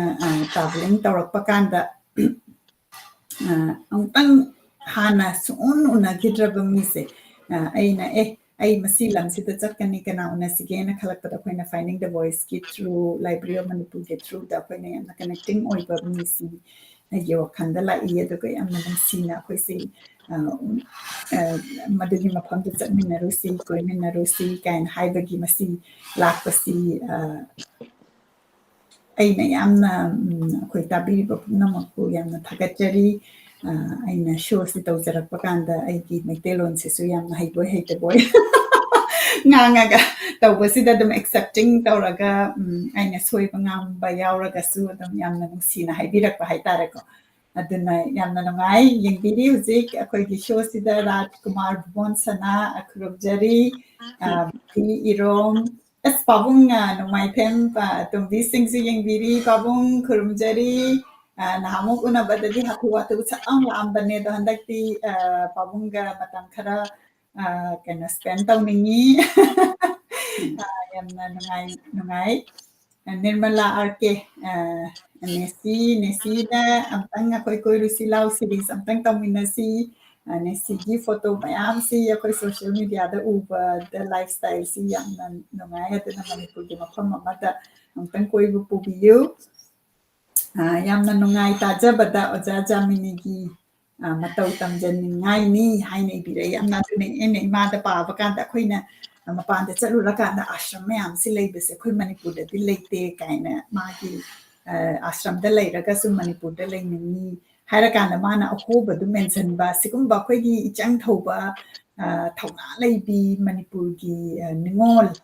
ꯅꯨꯄꯤꯁꯤꯡꯁꯤꯒꯤ ꯋꯥꯔꯤꯁꯦ ꯇꯥꯔꯀꯥꯟꯗ ꯑꯩꯉꯣꯟꯗ ꯏꯊꯤꯜ ꯑꯃ ꯄꯤꯌꯦ ꯑꯩꯅ ꯗꯣꯇꯔꯁ ꯑꯣꯐ ꯃꯅꯤꯄꯨꯔ ꯍꯥꯏꯕꯒꯤ ꯁꯤꯔꯤꯁꯇ ꯑꯩꯅ ꯀꯩꯅꯣ ꯂꯥꯏꯔꯤꯛ ꯑꯃ ꯏꯅꯤꯡꯉꯤ ꯑꯗꯒꯤ ꯁꯟꯁ ꯑꯣꯐ ꯃꯅꯤꯄꯨꯔ ꯍꯥꯏꯔꯀꯥꯟꯗ ꯑꯗꯨꯅ ꯑꯩꯅ ꯊꯦꯡꯅꯔꯨꯕꯗ ꯌꯥꯝꯅ ꯑꯩꯉꯣꯟꯗ ꯏꯊꯤꯜ ꯄꯤꯕ ꯃꯤꯑꯣꯏ ꯃꯌꯥꯝꯁꯦ ꯑꯩꯅ ꯄꯨꯔꯀꯥꯟꯗ ꯑꯩꯒꯤ ꯀꯩꯅꯣꯁꯦ ꯍꯥꯔꯠꯁꯤꯗ ꯄꯨꯔꯒ ꯂꯥꯛꯄꯁꯦ ꯍꯧꯖꯤꯛꯀꯤ ꯁ꯭ꯇꯦꯠꯁꯤꯗ ꯍꯥꯏꯇꯥꯔꯦꯀꯣ ꯁꯨꯝ ꯂꯨꯝꯊꯔꯛꯑꯦꯕ ꯑꯗꯨꯅ ꯑꯩꯅ ꯑꯝꯇꯪ ꯏꯊꯣꯛꯑꯒ ꯃꯌꯥꯝꯗ ꯑꯩꯒꯤ ꯑꯩꯈꯣꯏꯒꯤ ꯌꯥꯝꯅ ꯕ꯭ꯂꯦꯁ ꯑꯣꯏꯔꯕ ꯃꯤꯑꯣꯏꯁꯦ ꯃꯅꯤꯄꯨꯔꯗ ꯂꯩꯕꯁꯤ ꯑꯍꯥꯟꯕꯗ ꯀꯩ ꯍꯥꯏꯅꯤ ꯑꯩꯈꯣꯏꯅ ꯃꯄꯥꯟꯒ ꯏꯊꯣꯛ ꯊꯣꯛꯇ꯭ꯔꯀꯥꯟꯗ ꯁꯤꯒꯤ ꯀꯅꯦꯛꯁꯟꯁꯦ ꯐꯪꯉꯛꯇꯕ ꯑꯗꯣ ꯂꯥꯏꯅ ꯍꯥꯏꯇꯥꯔꯦꯀꯣ ꯂꯥꯏꯕ꯭ꯔꯦꯔꯤ ꯑꯣꯐ ꯃꯅꯤꯄꯨꯔ ꯐꯥꯏꯟꯗꯤꯡ ꯗ ꯚꯣꯏꯁꯁꯦ ꯄꯤꯕꯤꯔꯀꯥꯟꯗ ꯁꯤꯒꯨꯝꯕ ꯃꯤꯑꯣꯏꯁꯤꯡꯁꯤꯒꯤ ꯃꯔꯝꯗ ꯑꯩꯈꯣꯏꯒꯤ ꯍꯧꯖꯤꯛ ꯍꯧꯖꯤꯛ ꯍꯤꯡꯅ ꯂꯩꯔꯤꯕ ꯑꯗꯣ ꯑꯩꯈꯣꯏꯅ ꯍꯤꯡꯅ ꯂꯩꯔꯤꯁꯤꯗ ꯑꯩꯈꯣꯏꯅ ꯂꯥꯛꯅꯤꯡꯕ ꯍꯥꯏꯇꯥꯔꯦꯀꯣ ꯑꯁ ꯆꯠꯂꯀꯥꯟꯗ ꯀꯩꯅꯣꯒꯁꯦ ꯈꯣꯡꯒꯁꯦ ꯐꯖꯅ ꯍꯥꯝꯕꯤꯕ ꯑꯩꯈꯣꯏ ꯊꯥꯏꯅ ꯑꯉꯥꯡ ꯑꯣꯏꯔꯤꯉꯩꯗ ꯑꯍꯟꯒꯤ ꯇꯧꯕ ꯑꯗꯨꯃꯥꯏꯅ ꯑꯩꯈꯣꯏꯅ ꯑꯕꯣꯛꯇꯒ ꯇꯧꯕꯗꯣ ꯑꯗꯨꯃꯥꯏꯅ ꯇꯧꯅꯤꯡꯕ ꯏꯊꯤꯜ ꯑꯃ ꯑꯩꯉꯣꯟꯗ ꯐꯥꯎꯏ ꯑꯗꯨꯅ ꯌꯥꯝ ꯅꯨꯡꯉꯥꯏ ꯉꯁꯤꯒꯤ ꯀꯩꯅꯣꯁꯤꯗ ꯉꯁꯥꯏꯒꯤ ꯃꯥꯒꯤ ꯊꯃꯣꯏꯗꯒꯤ ꯏꯊꯣꯔꯛꯄ ꯍꯥꯏꯇꯥꯔꯦꯀꯣ ꯑꯗꯒꯤ ꯃꯤꯒꯤ ꯑꯥꯁ꯭ꯔꯝꯗꯨ ꯐꯖꯅ ꯂꯤꯡꯈꯠꯂꯀꯥꯟꯗ ꯉꯁꯥꯏ ꯍꯥꯏꯈꯤꯕꯗꯣ ꯀꯃꯥꯟꯗꯣꯁꯤꯡ ꯂꯥꯛꯑꯀꯥꯟꯗ ꯅꯍꯥꯔꯣꯜ ꯂꯣꯠꯄ ꯃꯐꯝ ꯑꯣꯏꯒꯗ꯭ꯔꯥ ꯍꯥꯏꯅ ꯃꯣꯏꯅ ꯆꯤꯡꯅꯕꯗꯒꯤꯗꯤ ꯍꯦꯛꯇ ꯀꯩ ꯍꯥꯏꯅꯤ ꯊꯨꯒꯥꯏꯔꯀꯥꯟꯗꯒ ꯌꯥꯝꯅ ꯎꯁꯤꯠꯇꯕꯒꯤ ꯃꯑꯣꯡꯗ ꯇꯧꯕ ꯁꯤꯒꯨꯝꯕꯁꯤ ꯉꯁꯤꯒꯤꯁꯤꯗ ꯑꯍꯥꯟꯕ ꯅꯠꯇꯦ ꯑꯩꯅ ꯇꯥꯔꯤꯁꯦ ꯑꯩꯈꯣꯏꯅ ꯐꯥꯔꯁꯇ ꯑꯩꯅ ꯇꯥꯈꯤꯕꯁꯤ ꯉꯁꯥꯏꯒꯤ ꯄꯥꯕꯨꯡ ꯔꯅꯦꯟꯗ꯭ꯔꯖꯤꯠꯀ ꯎꯅꯕ ꯀꯥꯟꯗ ꯃꯥꯒꯤ ꯏꯟꯇꯔꯚ꯭ꯌꯨꯗ ꯑꯃꯨꯛ ꯃꯥꯒꯤ ꯑꯉꯥꯡꯁꯤꯡꯒꯤꯗꯨꯗ ꯃꯗꯨꯗꯅ ꯑꯃꯨꯛ ꯃꯥꯁꯤ ꯀꯩꯅꯣ ꯅꯨꯡꯗꯥꯡꯗ ꯑꯗꯨꯁꯨ ꯀꯩꯅꯣꯃ ꯆꯦꯛ ꯇꯧꯕ ꯂꯥꯛꯀꯦ ꯈꯣꯠꯀꯦ ꯍꯥꯏꯔꯗꯤ ꯐꯖꯅ ꯃꯥꯒꯤ ꯅꯤꯌꯣꯝꯗꯨ ꯅꯠꯇꯕ ꯅꯨꯡꯗꯥꯡꯗꯨꯗ ꯂꯥꯛꯑꯒ ꯑꯉꯥꯡ ꯃꯆꯥꯗꯒ ꯅꯣꯡꯃꯩꯅꯒ ꯁꯨꯃꯥꯏꯅ ꯅꯝꯕꯒꯤ ꯌꯥꯝꯅ ꯑꯩꯈꯣꯏꯗ ꯀꯩꯅꯣ ꯍꯥꯏꯇꯥꯔꯦ ꯑꯩꯈꯣꯏꯒꯤ ꯃꯦꯟꯇꯦꯜ ꯇ꯭ꯔꯣꯃꯥ ꯑꯃ ꯂꯩꯔꯤꯑꯕ ꯑꯗꯨꯅ ꯃꯁꯤꯒꯤ ꯃꯦꯟꯇꯦꯜ ꯇ꯭ꯔꯣꯃꯥꯁꯦ ꯑꯩꯈꯣꯏꯅ ꯃꯄꯥꯟ ꯊꯣꯛꯂꯛꯇꯕꯒꯤ ꯑꯀꯤꯕꯒꯤ ꯑꯃ ꯑꯩꯉꯣꯟꯗ ꯐꯥꯎꯔꯦ ꯑꯗꯨꯅ ꯑꯩꯈꯣꯏꯁꯦ ꯀꯣꯟꯐ꯭ꯂꯤꯛꯀꯤ ꯔꯤꯖꯟꯗ ꯆꯥꯎꯔꯛꯄꯅꯤꯅ ꯊꯦꯡꯅꯕ ꯃꯤꯅ ꯑꯃꯨꯛ ꯀꯃꯥꯏꯅ ꯄꯨꯂꯤꯁ ꯅꯠꯇ꯭ꯔꯒ ꯑꯥꯔꯃꯤꯅ ꯀꯩ ꯍꯥꯏꯅꯤ ꯊꯤꯅ ꯇꯧꯈꯤꯕꯗ ꯌꯥꯝꯅ ꯌꯪ ꯑꯣꯏꯔꯤꯉꯩꯗ ꯇꯧꯈ꯭ꯔꯀꯥꯟꯗ ꯃꯉꯣꯟꯗ ꯃꯦꯟꯇꯦꯜꯂꯤ ꯑꯗꯨꯝ ꯀꯩꯅꯣꯝ ꯂꯩꯍꯧꯕꯗꯣ ꯑꯗꯨꯅ ꯁꯤꯒꯨꯝꯕꯒꯤ ꯍꯤꯂꯤꯡꯁꯦ ꯑꯩꯅ ꯈꯟꯕꯗ ꯃꯅꯤꯄꯨꯔꯗ ꯌꯥꯝꯅ ꯂꯩꯌꯦꯅ ꯈꯟꯖꯩ ꯑꯗꯣ ꯁꯨꯃꯥꯏꯅ ꯏꯊꯣꯛꯄꯤꯔꯛꯑꯀꯥꯟꯗ ꯑꯩꯈꯣꯏ ꯃꯌꯥꯝꯗ ꯁꯦꯌꯔ ꯇꯧꯕꯤꯕꯁꯦ ꯌꯥꯝꯅ ꯑꯩꯈꯣꯏꯗ ꯅꯨꯡꯉꯥꯏ ꯑꯗꯨꯒ ꯅꯨꯡꯉꯥꯏ ꯍꯥꯏꯕꯗꯤ ꯑꯦꯋꯦꯔꯅꯦꯁꯇꯣ ꯑꯗꯨꯒ ꯊꯧꯗꯣꯛꯇꯨ ꯇꯥꯕꯗꯗꯤ ꯌꯥꯝꯅ ꯅꯨꯡꯉꯥꯏꯇꯕꯗꯣ ꯃꯁꯤꯒꯨꯝꯕꯁꯦ ꯊꯣꯛꯏ ꯍꯥꯏꯕꯁꯦ ꯃꯁꯤ ꯈꯪꯍꯟꯕꯗꯣ ꯑꯗꯨ ꯗꯣꯀꯨꯃꯦꯟꯇꯦꯁꯟ ꯇꯧꯕꯤꯕ ꯀꯩꯒꯤꯅꯣ ꯍꯧꯖꯤꯛ ꯍꯧꯖꯤꯛꯀꯤ ꯑꯉꯥꯡꯁꯤꯡꯅ ꯍꯧꯒꯠꯂꯛꯄꯗ ꯃꯅꯤꯄꯨꯔꯁꯤ ꯄꯨꯔꯥ ꯆꯦꯟꯖ ꯇꯧꯔꯦꯗꯅ ꯍꯧꯖꯤꯛꯇꯤ ꯊꯣꯛꯂꯛꯄꯁꯤꯗ ꯃꯣꯜ ꯑꯗꯒꯤ ꯅꯥꯏꯠ ꯂꯥꯏꯐꯀ ꯂꯩꯔꯦ ꯑꯗꯣ ꯃꯣꯏꯅ ꯃꯇꯝ ꯃꯣꯏꯒꯤ ꯃꯇꯝ ꯍꯧꯖꯤꯛ ꯍꯧꯖꯤꯛꯀꯤ ꯃꯇꯝꯒꯤ ꯑꯉꯥꯡꯅꯗꯤ ꯑꯩꯈꯣꯏꯒꯤ 80s ꯑꯗꯒꯤ ꯑꯩꯈꯣꯏꯅ ꯆꯥꯎꯔꯛꯄꯁꯦ 80s late 80s early 90s ꯁꯤꯗꯐꯥꯎ ꯑꯩꯈꯣꯏꯁꯦ ꯃꯄꯥꯟ ꯊꯣꯛꯄ ꯀꯤꯌꯦꯕ ꯑꯗꯒꯤ ꯕꯁꯅꯒ ꯆꯠꯄꯁꯤ ꯀꯩꯅꯣ ꯅꯨꯡ ꯊꯣꯝꯃꯛꯀꯗ꯭ꯔꯥ ꯀꯥꯏꯅ ꯑꯩꯈꯣꯏꯁꯦ ꯀꯥꯔꯗꯕꯣꯔꯗ ꯄꯥꯏꯌꯨ ꯀꯥꯏꯅ ꯑꯗꯨꯒꯤ ꯃꯇꯝ ꯑꯗꯩ ꯕꯟ ꯕꯔꯥꯡ ꯑꯗꯨ ꯃꯌꯥꯝꯅ ꯑꯗꯣ ꯍꯧꯖꯤꯛ ꯍꯧꯖꯤꯛꯀꯤ ꯑꯅꯧꯕ ꯖꯦꯅꯦꯔꯦꯁꯟꯁꯤꯅ ꯑꯩꯈꯣꯏ ꯂꯛꯀꯤꯂꯤ ꯑꯩꯈꯣꯏꯒꯤ ꯂꯝꯗꯝꯁꯤ ꯑꯩꯈꯣꯏꯒꯤ ꯂꯤꯗꯔꯁꯤꯞ ꯃꯌꯥꯝꯅ ꯑꯗꯒꯤ ꯑꯩꯈꯣꯏꯒꯤ ꯄꯤꯄꯜ ꯑꯣꯐ ꯃꯅꯤꯄꯨꯔꯅ ꯀꯟꯅ ꯍꯣꯠꯅꯗꯅ ꯄꯤꯁꯐꯨꯜ ꯑꯣꯏꯕ ꯂꯩꯕꯥꯛ ꯑꯃꯗꯤ ꯑꯣꯏꯔꯛꯑꯦ ꯍꯥꯏꯕꯁꯤ ꯑꯩꯅ ꯑꯗꯨꯝ ꯎꯖꯩ ꯑꯗꯨꯅ ꯃꯁꯤ ꯄꯤꯁꯁꯤ ꯌꯥꯝꯅ ꯂꯥꯏꯅ ꯄꯨꯔꯛꯄ ꯅꯠꯇꯦ ꯍꯥꯏꯕꯁꯦ ꯑꯩꯅ ꯃꯗꯨꯒꯤ ꯅꯤꯡꯁꯤꯡꯕꯁꯦ ꯁꯤꯒꯨꯝꯕ ꯂꯥꯏꯔꯤꯛꯁꯦ ꯁꯤꯒꯨꯝꯕ ꯂꯥꯏꯔꯤꯛꯒꯤ ꯑꯩꯈꯣꯏ ꯑꯣꯊꯔꯁꯤꯡꯅ ꯏꯕꯤꯕ ꯑꯗꯒꯤ ꯃꯁꯤꯗ ꯑꯩꯈꯣꯏꯒꯤ ꯂꯩꯕꯥꯛꯀꯤꯗꯃꯛꯇ ꯂꯩꯈꯤꯗ꯭ꯔꯕ ꯕꯂꯤꯗꯥꯟ ꯇꯧꯈꯤꯕ ꯃꯌꯥꯝꯁꯤ ꯀꯥꯎꯕ ꯌꯥꯗꯦ ꯑꯩꯈꯣꯏꯅ ꯅꯤꯡꯁꯤꯡꯒꯗꯕꯅꯤ ꯏꯁꯨꯁꯤꯡꯁꯦ ꯃꯁꯤꯗ ꯉꯁꯥꯏꯒꯤ ꯑꯣꯊꯔꯁꯤꯡꯅ 40+ ꯕꯨꯛꯁꯦ ꯏꯕꯁꯦ ꯑꯩꯈꯣꯏꯅ ꯏꯃꯥꯅ ꯉꯁꯤ ꯄꯥꯔꯤꯁꯤꯗꯤ ꯑꯣꯟꯂꯤ ꯆꯦꯞꯇꯔ ꯑꯃꯅꯤꯅꯤ ꯃꯁꯤꯗꯕꯨ ꯑꯩꯈꯣꯏꯒꯤ ꯀꯌꯥꯝꯅ ꯅꯣꯂꯦꯖ ꯂꯩꯔꯤꯅꯣꯕ ꯑꯗꯨꯅꯤ ꯌꯥꯝꯅ ꯅꯨꯡꯉꯥꯏ ꯂꯣꯡꯖꯝ ꯔꯦꯕꯤꯠꯇꯥ ꯌꯦꯡꯕꯤꯔꯤ ꯋꯣꯔꯊꯤꯡꯂꯥ ꯅꯤꯡꯁꯟ ꯌꯦꯡꯕꯤꯔꯤ ꯁꯅꯥ ꯂꯩꯃꯄꯣꯛꯄꯝ ꯌꯦꯡꯕꯤꯔꯤ ꯇꯦꯟꯁꯨꯕꯝ ꯕꯤꯁ꯭ꯋꯔꯖꯤꯠ ꯌꯦꯡꯕꯤꯔꯤ ꯋꯥꯍꯦꯡꯕꯝ ꯁꯇ꯭ꯌꯕꯇꯤꯅ ꯑꯣꯖꯥ ꯑꯅꯤꯃꯛꯄꯨ ꯄꯨꯅꯦꯝꯖꯔꯤ ꯁꯤꯡꯖꯃꯩꯗꯒꯤ ꯌꯦꯡꯖꯔꯤ ꯇꯥꯖꯔꯤ ꯍꯥꯏꯅ ꯏꯕꯤꯔꯛꯏ ꯔꯠꯅꯦꯁꯣꯔꯤ ꯒꯣꯁ꯭ꯋꯥꯃꯤ ꯌꯦꯡꯕꯤꯔꯤ ꯑꯗꯒꯤ ꯉꯁꯥꯏꯒꯤ ꯑꯥꯁ꯭ꯔꯝꯁꯦ ꯁꯥꯔꯛꯄ ꯀꯥꯟꯗ ꯃꯥꯅ ꯑꯍꯥꯟꯕ ꯁꯥꯔꯛꯄꯗ ꯑꯩꯈꯣꯏꯅ ꯋꯥꯆꯦꯠꯅꯒ ꯈꯥꯖꯤꯜꯂꯀꯥꯟꯗ ꯁꯥꯕꯅꯤ ꯀꯥꯏꯅ ꯑꯗꯨꯒꯤ ꯄꯜꯂꯛꯄꯗꯨ ꯌꯥꯝꯅ ꯅꯨꯡꯁꯤ ꯑꯩꯈꯣꯏꯅ ꯊꯕꯛꯁꯤ ꯇꯧꯔꯛꯄ ꯀꯥꯟꯗ ꯑꯩꯈꯣꯏꯅ ꯄꯔꯐꯦꯛ ꯍꯥꯏꯅ ꯈꯟꯗꯕ ꯑꯩꯈꯣꯏꯅ ꯉꯝꯕ ꯃꯇꯝꯗꯨꯗ ꯉꯝꯕꯗꯣ ꯑꯗꯨꯗꯨꯒꯤ ꯆꯥꯡꯗ ꯑꯗꯨꯝ ꯑꯩꯈꯣꯏꯅ ꯊꯕꯛꯁꯦ ꯇꯧꯕ ꯄꯔꯐꯦꯛꯁꯟꯁꯦ ꯉꯥꯏꯔꯒꯗꯤ ꯑꯩꯈꯣꯏꯅ ꯊꯕꯛꯁꯦ ꯄꯥꯡꯊꯣꯛꯄ ꯉꯝꯗꯕ ꯑꯗꯨꯒꯤ ꯂꯦꯁꯟꯁꯤꯅꯤ ꯑꯗꯨꯒ ꯑꯗꯨꯝ ꯂꯩ ꯑꯃ ꯊꯥꯕ ꯄ꯭ꯂꯥꯟꯠ ꯑꯃ ꯊꯥꯕꯗ ꯑꯩꯈꯣꯏꯅ ꯇꯞ ꯇꯞꯅ ꯃꯈꯣꯡ ꯆꯣꯡꯉꯀꯥꯟꯗ ꯃꯥꯒꯤ ꯑꯗꯨꯝ ꯆꯥꯎꯔꯛꯄꯗꯣ ꯃꯇꯝꯗꯨꯒꯤ ꯑꯗꯨꯅ ꯑꯩꯈꯣꯏꯅ ꯑꯌꯥꯝꯕ ꯃꯇꯝꯗ four example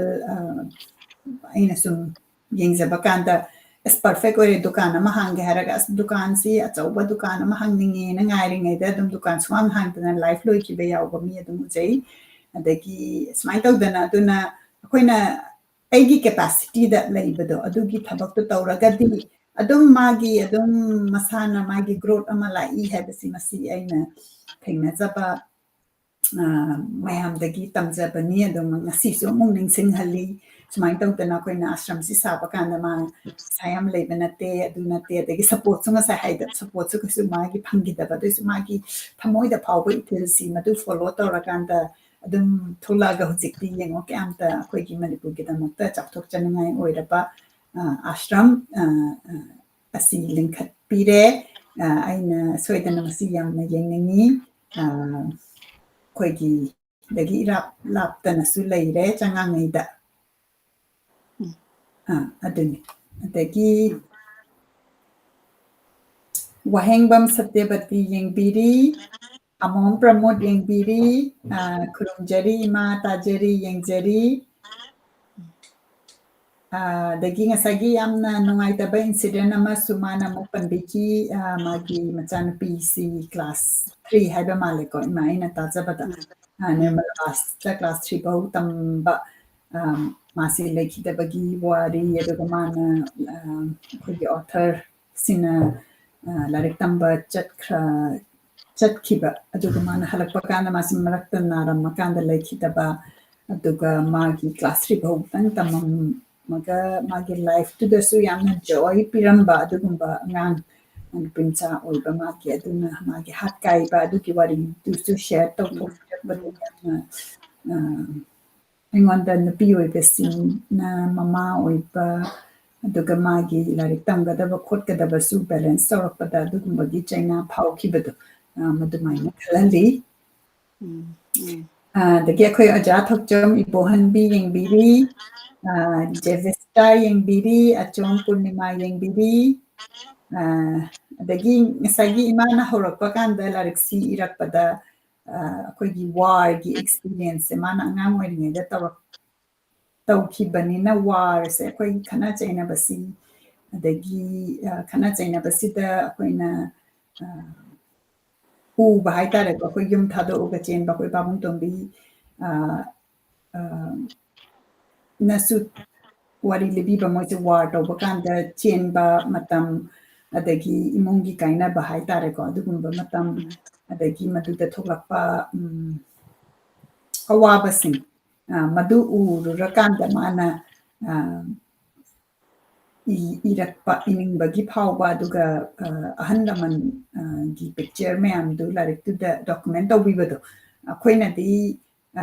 matamduda di hujikti ko akoina ahan laman gi picture se adum aina akoi gi photographer mayam na thagat pirakpa adagi akoi social media da thagat pa ina se amna encourage tawjai kai gino ga kanano mana akoi gi writer na traga miyoi ba magi manipur gi miyoi personality amagi thigalakpa kanda hujikti social media se da phangya ba ado matamduda di photo oina leibanina mana book se da mu document tawbadu aduna hujika mu book si gi si amuk koina photo si yeng kanda social media da koina yeng adi koi se koi gi haurak pham se smai tawi kaina adugumba khangba yamna nungsiba adugumba wakhaloni logika naurem yengbiri arif yengbiri dagi arif yang si arif aina akoi gi team da su haijaki bani arif ki akoi gi aina akoi community sing ga khara interaction pami ado arif namtang simbirau Bridget Kuman yengbiri Nadeshwari Hizam yengbiri Jackson su yengbiri dagi sa imana panbikre akoi gi author gi lyric si Telugu da bhog translate tawkre do na yam chaptok chaningai ni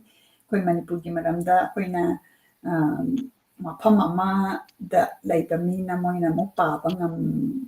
gani khanbada koina laise aina ngangani da chawrakpa se amba matamda manipuri literature se di school gi curriculum nattana kaya yaurakte haina ina adum haijai aduna masi English translation adagi atai lamgi koina pabaduna moigi influence oigiba haitare ko aduna akhoi lamgi author singi lyric sing se hena paramaka de akoina akhoi manipur gi maram de hena khangba myo ena uramba ni ena ina dum khanjai aduna lyric pa basita akhoi gi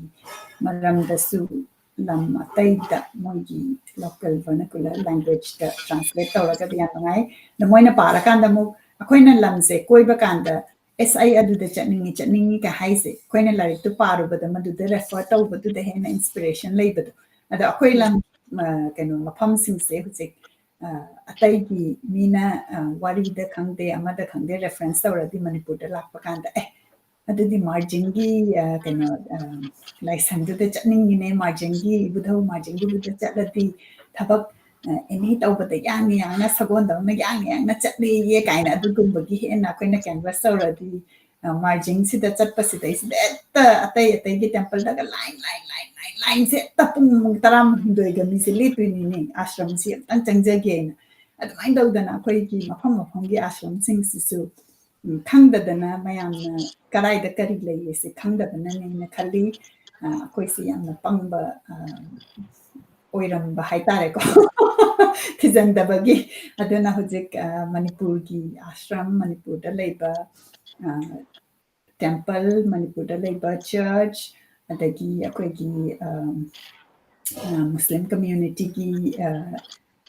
ꯂꯥꯏꯒꯤ ꯍꯥꯏꯇꯥꯔꯦꯀꯣ ꯑꯗꯨꯝ ꯄꯨꯟꯕ ꯃꯐꯝ ꯁꯤꯒꯨꯝꯕꯁꯤ ꯈꯔ ꯊꯤꯖꯟꯅꯤꯡꯕ ꯑꯩꯈꯣꯏꯗ ꯋꯥꯈꯜ ꯐꯥꯎꯔꯛꯏ ꯕꯕꯤꯇꯥ ꯆꯅꯨ ꯌꯦꯡꯕꯤꯔꯤ ꯁꯨꯔꯖ ꯆꯤꯡꯉꯥꯈꯝ ꯌꯦꯡꯕꯤꯔꯤ ꯁꯨꯈꯗ ꯄꯥꯜ ꯌꯦꯡꯕꯤꯔꯤ ꯁꯁꯤꯀꯥꯟꯇ ꯍꯤꯗꯥꯡꯃꯌꯨꯝ ꯌꯦꯡꯕꯤꯔꯤ ꯁꯒꯣꯜꯕꯟ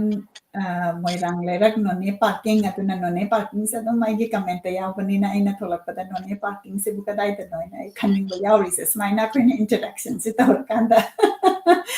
ꯍꯦꯟꯅ ꯀꯩꯅꯣ ꯇꯧꯕꯗꯨꯅ ꯅꯣꯅꯦ ꯄꯥꯔꯀꯤꯡꯁꯦ ꯑꯩ ꯑꯃꯨꯛꯇꯪ ꯆꯠꯅꯤꯡꯉꯤ ꯁꯔꯨꯡꯕꯝ ꯑꯔꯨꯟꯖꯤꯠ ꯑꯦꯖꯦꯔꯗꯤꯟ ꯌꯦꯡꯕꯤꯔꯤ ꯅꯦꯅꯦ ꯂꯥꯏꯖ ꯖꯃꯨꯅꯥ ꯂꯥꯏꯁ꯭ꯔꯝ ꯌꯦꯡꯕꯤꯔꯤ ꯌꯥꯝ ꯅꯨꯡꯁꯤ ꯅꯦꯅꯦ ꯁꯨꯃꯇꯤ ꯗꯦꯕꯤ ꯂꯥꯏꯄꯨꯕꯝ ꯌꯦꯡꯕꯤꯔꯤ ꯁꯆꯤ ꯆꯤꯡꯉꯥꯈꯝ ꯌꯦꯡꯕꯤꯔꯤ ꯏꯆꯦ ꯁꯆꯤ ꯅꯨꯡꯉꯥꯏꯔꯤ ꯁꯨꯃꯥꯏꯅ ꯇꯧꯗꯅ ꯑꯩꯈꯣꯏꯅ ꯑꯗꯒꯤ ꯊꯥꯡꯒ ꯇꯣꯡꯕ꯭ꯔꯝ ꯑꯃꯔꯖꯤꯠ ꯌꯦꯡꯕꯤꯔꯤ ꯑꯃꯔꯖꯤꯠ ꯑꯩꯅ ꯏꯃꯥꯗꯁꯨ ꯄꯥꯎ ꯆꯦꯟꯖꯈ꯭ꯔꯦ ꯑꯩꯈꯣꯏ ꯊꯥꯡꯒꯗ ꯑꯩ ꯑꯃꯨꯛꯇꯪ ꯀꯣꯏꯔꯛꯅꯤꯡꯉꯤ ꯂꯩꯅꯤꯡꯉꯤ ꯁꯨꯃꯥꯏꯅ ꯇꯧꯗꯅ ꯑꯩꯈꯣꯏꯒꯤ ꯁꯣꯁꯤ ꯌꯦꯡꯕꯤꯔꯤ ꯏꯕꯦꯝꯇꯣꯝꯕꯤ ꯊꯣꯛꯆꯣꯝ ꯎꯗꯕ ꯀꯨꯏꯔꯦ ꯏꯃꯥ ꯍꯥꯏꯅ ꯏꯕꯤꯔꯛꯏ ꯏꯕꯦꯝꯇꯣꯝꯕꯤꯅ ꯌꯥꯝꯅ ꯅꯨꯡꯁꯤꯅ ꯌꯦꯡꯕꯤꯔꯤ ꯃꯤꯔꯥꯕꯥꯏ ꯑꯣꯏꯅꯥꯝꯁꯨ ꯌꯦꯡꯕꯤꯔꯤ ꯕꯥꯕꯤ ꯁꯣꯔꯥꯏ ꯁꯝꯁꯨ ꯌꯦꯡꯖꯔꯤ ꯍꯥꯏꯅ ꯏꯕꯤꯔꯛꯏ ꯌꯥꯝ ꯅꯨꯡꯁꯤ ꯑꯗꯨꯅ ꯑꯩꯈꯣꯏꯒꯤ ꯁꯣꯁꯤ ꯗ ꯀꯅꯦꯛ ꯇꯧꯕꯤꯕ ꯄꯨꯝꯅꯃꯛꯄꯨ ꯌꯥꯝꯅ ꯊꯥꯒꯠꯆꯔꯤ ꯑꯩꯈꯣꯏꯒꯤ ꯏꯃꯥ ꯏꯕꯥꯅꯤꯒꯤ ꯍꯟꯗꯛꯀꯤ ꯄꯤꯜꯒ꯭ꯔꯤꯃꯦꯖ ꯃꯅꯤꯄꯨꯔꯒꯤ ꯃꯐꯝꯗ ꯑꯩꯈꯣꯏꯅ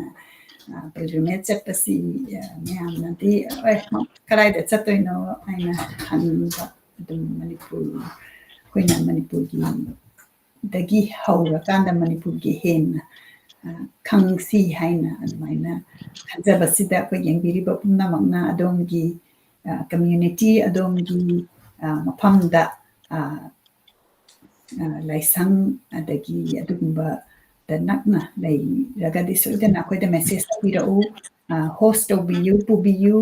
ꯑꯩꯈꯣꯏꯅ ꯇꯧꯅꯤꯡꯉꯤꯁꯤ ꯑꯩꯈꯣꯏ ꯏꯃꯥꯒꯤ ꯑꯩꯈꯣꯏꯅ ꯃꯐꯝꯗꯨꯗ ꯊꯧꯒꯜ ꯇꯧꯖꯕ ꯑꯦꯛꯁꯄꯤꯔꯤꯌꯦꯟꯁ ꯇꯧꯕ ꯑꯗꯨꯒ ꯑꯩꯈꯣꯏꯅ ꯃꯐꯝꯗꯨꯒꯤ ꯃꯔꯝꯗ ꯈꯤꯇꯪ ꯇꯥꯛꯄꯤꯕ ꯇꯝꯕꯤꯕ ꯍꯤꯁꯇ꯭ꯔꯤ ꯑꯗꯨꯒ ꯃꯣꯏꯒꯤ ꯃꯔꯝꯗ ꯍꯥꯏꯇꯥꯔꯦꯀꯣ ꯑꯗꯨ ꯍꯥꯏꯕꯤꯅꯕ ꯑꯗꯨꯃꯥꯏꯅ ꯂꯩꯔꯒꯗꯤ ꯑꯩꯈꯣꯏꯅ ꯐꯨꯇꯦꯖꯁꯨ ꯂꯧꯍꯧꯕ ꯃꯥꯔꯖꯤꯡꯗ ꯑꯩꯅ ꯂꯥꯁ ꯇꯥꯏꯝ ꯆꯠꯄ ꯀꯥꯟꯗ ꯔꯣꯕꯔꯠ ꯅꯥꯎꯔꯦꯝꯅ ꯄꯨꯕꯤ ꯑꯗꯨꯒ ꯆꯠꯂꯨꯕ꯭ꯔꯀꯥꯟꯗ ꯃꯗꯨꯗ ꯂꯩꯔꯝꯕ ꯑꯍꯜ ꯂꯃꯟꯁꯤꯡꯅ ꯌꯥꯝꯅ ꯍꯔꯥꯎ ꯍꯔꯥꯎꯅ ꯇꯧꯕꯤꯔꯛꯑꯀꯥꯟꯗ ꯌꯥꯝ ꯇꯝꯕꯤꯔꯛꯏ ꯑꯗꯨꯒꯤ ꯐꯨꯇꯦꯖꯇꯨꯁꯨ ꯁꯣꯏꯗꯅ ꯁꯦꯌꯔ ꯇꯧꯖꯔꯛꯀꯦ ꯑꯗꯨꯃꯥꯏꯅ ꯇꯧꯔꯀꯥꯟꯗ ꯑꯩꯈꯣꯏ ꯃꯌꯥꯝꯁꯤ ꯈꯪꯗꯕ ꯃꯌꯥꯝꯁꯦ ꯈꯪꯃꯤꯟꯅꯁꯤ ꯍꯥꯏꯔꯒ ꯑꯩꯅ ꯉꯁꯤꯒꯤꯗꯤ ꯏꯃꯥꯅ ꯀꯔꯤ ꯍꯥꯞꯄꯤꯅꯤꯡꯕ ꯂꯩꯕꯤꯔꯤ ꯂꯣꯏꯁꯤꯟꯅꯕ ꯇꯧꯔꯁꯤ ꯑꯩꯅ ꯍꯥꯏꯖꯒꯗꯕꯁꯦ ꯇꯥꯕꯤꯔꯤꯕ ꯌꯦꯡꯕꯤꯔꯤꯕ ꯏꯆꯥꯁꯤꯡ ꯄꯨꯝꯅꯃꯛ ꯑꯗꯨꯒ ꯏꯊꯛ ꯊꯣꯡꯕ ꯑꯣꯖꯥ ꯒꯨꯔꯨ ꯄꯨꯝꯅꯃꯛ ꯂꯣꯏꯅꯃꯛ ꯈꯨꯋꯥꯝ ꯇꯔꯥ ꯂꯣꯟꯅꯔꯒ ꯈꯨꯔꯨꯝꯖꯔꯤ ꯀꯣꯡ ꯅꯣꯟꯖꯔꯤ ꯂꯣꯏꯅꯅ ꯑꯣꯖꯥꯒꯤ ꯃꯊꯪꯒꯤ ꯄꯥꯒꯗꯕ ꯅꯨꯃꯤꯠꯁꯦ ꯁꯤ ꯃꯟꯗꯦ ꯇ꯭ꯌꯨꯁꯗꯦ ꯍꯥꯏꯕꯗꯤ ꯉꯁꯥꯏ ꯁꯦꯇꯔꯗꯦꯁꯤ ꯀꯩꯅꯣ ꯑꯣꯏꯗ꯭ꯔꯕꯅꯤꯅ ꯁꯟꯗꯦꯁꯤꯃꯗꯤ ꯑꯩ ꯍꯌꯦꯡ ꯍꯤꯗꯥꯛ ꯀꯥꯞꯇꯧꯕꯅꯤꯅ ꯑꯩ ꯌꯥꯝ ꯅꯥꯏ ꯑꯗꯨꯅ ꯑꯩ ꯁꯨꯇꯤ ꯂꯧꯖꯔꯦ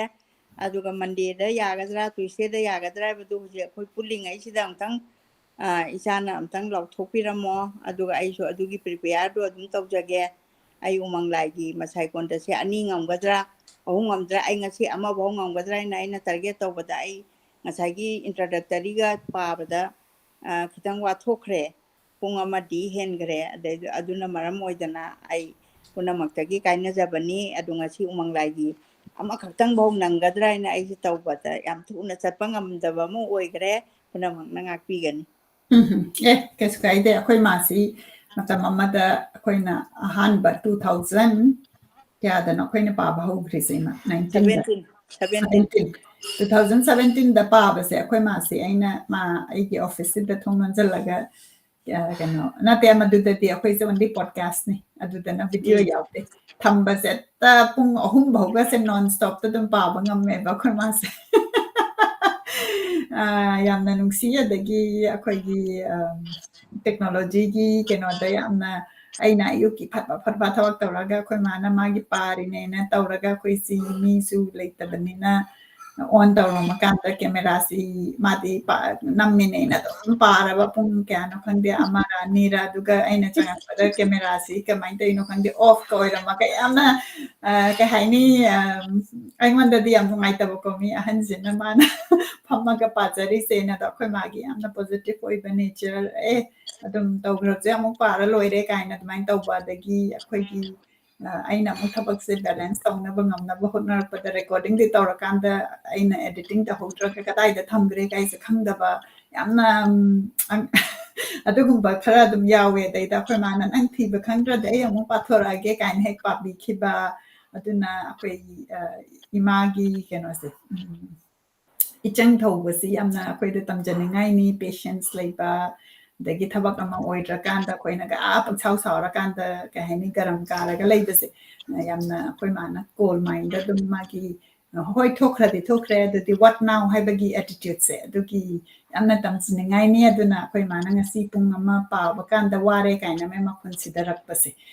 masi ahan oirakpagi ni adu kesu kaide akhoi marakta dum break laurakanda akhoi pagadaba yam watli mana akhoi da tapigadaba yamna watli adagi hiziki pilgrimage ki si chatpakanda yamna nungairakani akhoi footage soida no charake ado akhoi na masi ki pilgrimage ki plans aina mayamda akhoi ki sida leiba mayamda tambakanda moina moi yam jaininge hai aduna aina mayam akhoi gi page si yengbakanda finding the voice sina akhoi na manipuri gi lon da maite lon da tawba focus ki content si oina yamna aina dum library of manipur gi sitana hapjaba monica ingunda maina na page ama no mama semba masina aina investor tawrakanda akhoi gi world sida uthokpa haitare ko investor oina hairakanda do moina adu ki chatpagi plan se tawda moi myam se yeng doigi ngai leire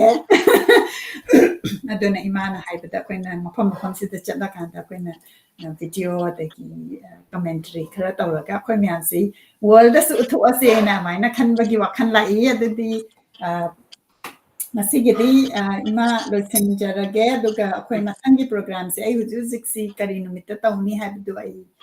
hujuk ti calendar kai kai yenga kanta ai haizarage aduga akhoi adum mathang jedum chatharakani aduga kitang date se traveling khara tawbagi laabani na khara tweak taw rasi adubu akhoi gi page amadi youtube listeners sing na subscribe tawragandi tawrakanda akhoi gi live sila adi soidana adum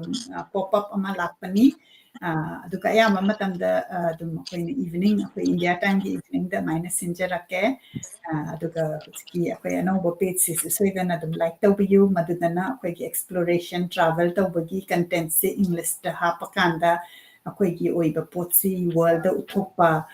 adugumba gi concept tu ne ina tawjaraise adudi yam nungaire ima hida kapadu akhoi sanatombi thagachari akhoi mana hai sanatombi na kapadi kaimta na den aduna ngasigidi program asi loisinjarage punna mapu kuramja Punamakpu amohna kuramja.